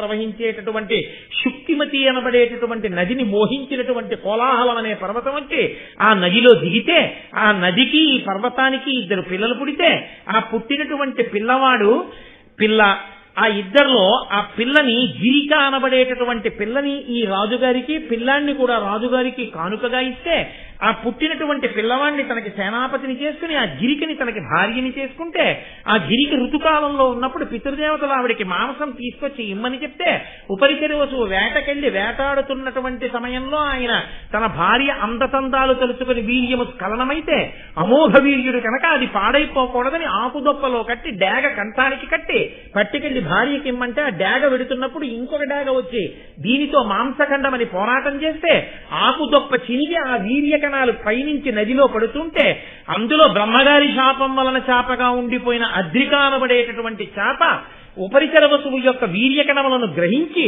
ఆమె గర్భవతి అయితే, ఏనాడు ఇద్దరు మనుష్య సంతానాన్ని పొందుతావో ఆనాడు నీకు శాప విమోచనమని బ్రహ్మగారి ఇచ్చినటువంటి శాప విమోచన కారణం చేత ఆమెకు కొన్ని నెలలు పోయిన తర్వాత జాలర్లు వలలో వెలవేసి పట్టుకుని ఒడ్డుకు తీసుకొచ్చి కడుపు కోస్తే ఆ చేపలోంచి ఒక మగపిల్లవాడు ఆడపిల్ల పుడితే, ఆ పుట్టినటువంటి పిల్లవాడు మత్స్యరాజు అన్న పేరుతో మత్స్యదేశానికి రాజైతే, పుట్టిన ఆడపిల్ల చేపల వాసన కొడుతుంటే ఆమెకి మత్స్యగంధి అని పేరు పెట్టి దాశరాజుకిస్తే, దాశరాజు యమునా నది ఒడ్డున యాత్రికుల్ని పడవలో తీసుకెళ్లమని నియోగిస్తే అక్కడికి పరాశరుడు వచ్చి దైవవశం చేత ఆమె యందు కామమోహం కలిగితే మంచుతెరలు సృష్టించి కన్యాత్వమునందు వ్యాసుణ్ణి కంటే ఆ ఉండిపోయినటువంటి ఆ కన్యాత్వంతో ఉండిపోయిన ఆడపిల్లకి వ్యాసుడు పుట్టి ఉన్నాడన్న విషయం తెలియని దాశరాజు ఆ పిల్ల తర్వాతి కాలంలో యోజనగంధిగా మారితే, ఇంత అందమైన పిల్లని నేను చేసుకుందామన్న కోరికతో ఒకనాడు అసిత వంశానికి చెందినటువంటి దేవలుడు వచ్చి దశరథ గారిని పిల్లనడిగితే, ఉపరిచర వసువు తన వైర్యకణముల చేత అద్రిక అన్న చాప మింగి ఈ కూతుర్ని కంది కాబట్టి, ఇంత గొప్ప తేజస్సుకు పుట్టిన పిల్ల కాబట్టి ఈమె దేవకార్యానికి ఉపయోగపడుతుంది అని తెలుసుకున్నవాడై ఈ పిల్లని శంతన మహారాజుకే అని వచ్చి చెప్పాడయా, అందుకని నేను శంతనుడికే ఇస్తాను తప్ప ఇంకొకరికి ఇవ్వనని ఆనాడే అనుకున్నాను, కాబట్టి నా కూతురు శంతనుడికి భార్య అవుతుందని చెప్పాడు. అప్పుడు ఆయన అమ్మా రాని రథం ఎక్కించాడు, తీసుకొచ్చాడు. శంతన మహారాజు గారు పొంగిపోయాడు. పొంగిపోయిన తర్వాత లోపలికి తీసుకొచ్చారు. శంతన మహారాజు గారికి సత్యవతీదేవికి అబ్బో వైభవోపేతంగా వివాహం జరిగింది. తండ్రి పొంగిపోయి ఆ వయసులో కొడుకు పెళ్లి చేసుకుని కోడలతో వచ్చి నమస్కారం చేస్తే తాను అక్షతలు వెయ్యవలసిన వాడు, కొడుకు ఘోరమైనటువంటి బ్రహ్మచర్య వ్రతదీక్షబూని తండ్రికి భార్యని తీసుకొచ్చి తాను బ్రహ్మచారిగా నిలబడి నాన్నగారి పక్కకి భార్య చేరిందని సంతోషపడిపోతున్న ఆ కొడుకుని చూసి, నాయనా ఎంత గొప్ప త్యాగం చేశావురా, నీవు కోరుకుంటే తప్ప మృత్యువు నిన్ను గ్రసించలేదు, మృత్యువు కూడా నిన్నేం చేయలేదు, నువ్వు ఏనాడు శరీరం విడిచిపెడతాననుకుంటావో ఆనాటి వరకు నీకు మరణం లేదు, కాబట్టి ఆనాడు వశిష్ఠుడిచ్చిన శాపవాక్కు ఈనాడు తండ్రి గారి యొక్క వరంగా మారింది. దీర్ఘాయుష్మంతుడయ్యాడు. కానీ వ్యక్తిగత జీవితం తర్వాత 18 పర్వాల్లో చూద్దురు గాని ఏమి భీష్ముడు, ఏమి మహానుభావుడు. చాలు అంత భీష్మించి ప్రతిజ్ఞ చేశాడు కాబట్టి దేవవ్రతుడు గాంగేయుడు భీష్ముడయ్యాడు. భీష్ముడు వేదాన్ని అంతగా అనువర్తించి మహానుభావుడు ఆచరించాడు కాబట్టి భీష్మాచార్యుడయ్యాడు. అటువంటి భీష్మ జననము, ఆయన భీష్మించినటువంటి ప్రతిజ్ఞా స్వరూపమును ఈరోజు మీకు వినిపించి ఉన్నాను. ఇంత గొప్ప ఘట్టం దగ్గర ఇంకా ఎందుకో నా మనసు ఇవాళ శంతన మహారాజు గారికి మళ్లీ కొడుకులు పుట్టారు అన్న మాట గొప్పదే అయినా నేను ఇవాళ భీష్ముడి వంటి కొడుకు యొక్క ఔన్నత్యాన్ని చెప్పిన నోటితో ఇవాళ నేను తర్వాతి కథని చెప్పలేను, రేపు చెప్తాను. కాబట్టి రేపిక అద్భుతమైనటువంటి ధర్మ సూక్ష్మములతో కూడిన ఘట్టాలు పాండవులు ఉదయిస్తారు. కాబట్టి మిగిలిన విషయాన్ని రేపు సాయంకాలం 6:30 తిరిగి కలుసుకుందాం. మంగళాశాసన పరై పదాచార్య పురోగమై సర్వైశ్చ పూర్వైరాచార్యై సత్కృతాయాస్తు మంగళం. ఒక చాలా చాలా ముఖ్యమైన విషయం మీ అందరూ తరించే అవకాశం గురించి నేను ఒక్కటి మాట్లాడతాను. 2 నిమిషాలు ఒక్కసారి ఉండండి. ఉమాకాంతాయ కాంతాయ కామితార్థప్రదాయిని శ్రీగిరీశాయ దేవాయ మలినాథాయ మంగళం. కరచరణకృతం వా కర్మవాక్కాయజం వా శ్రవణనైనజం వా మానసం వాపరాధం విహితం వా సర్వమేత్తక్షమస్వ శివ శివ కరుణాబ్ధే శ్రీ మహాదేవ శంభో. సర్వం శ్రీ ఉమామహేశ్వర బ్రహ్మార్పణమస్తు. స్వస్తి. మనకి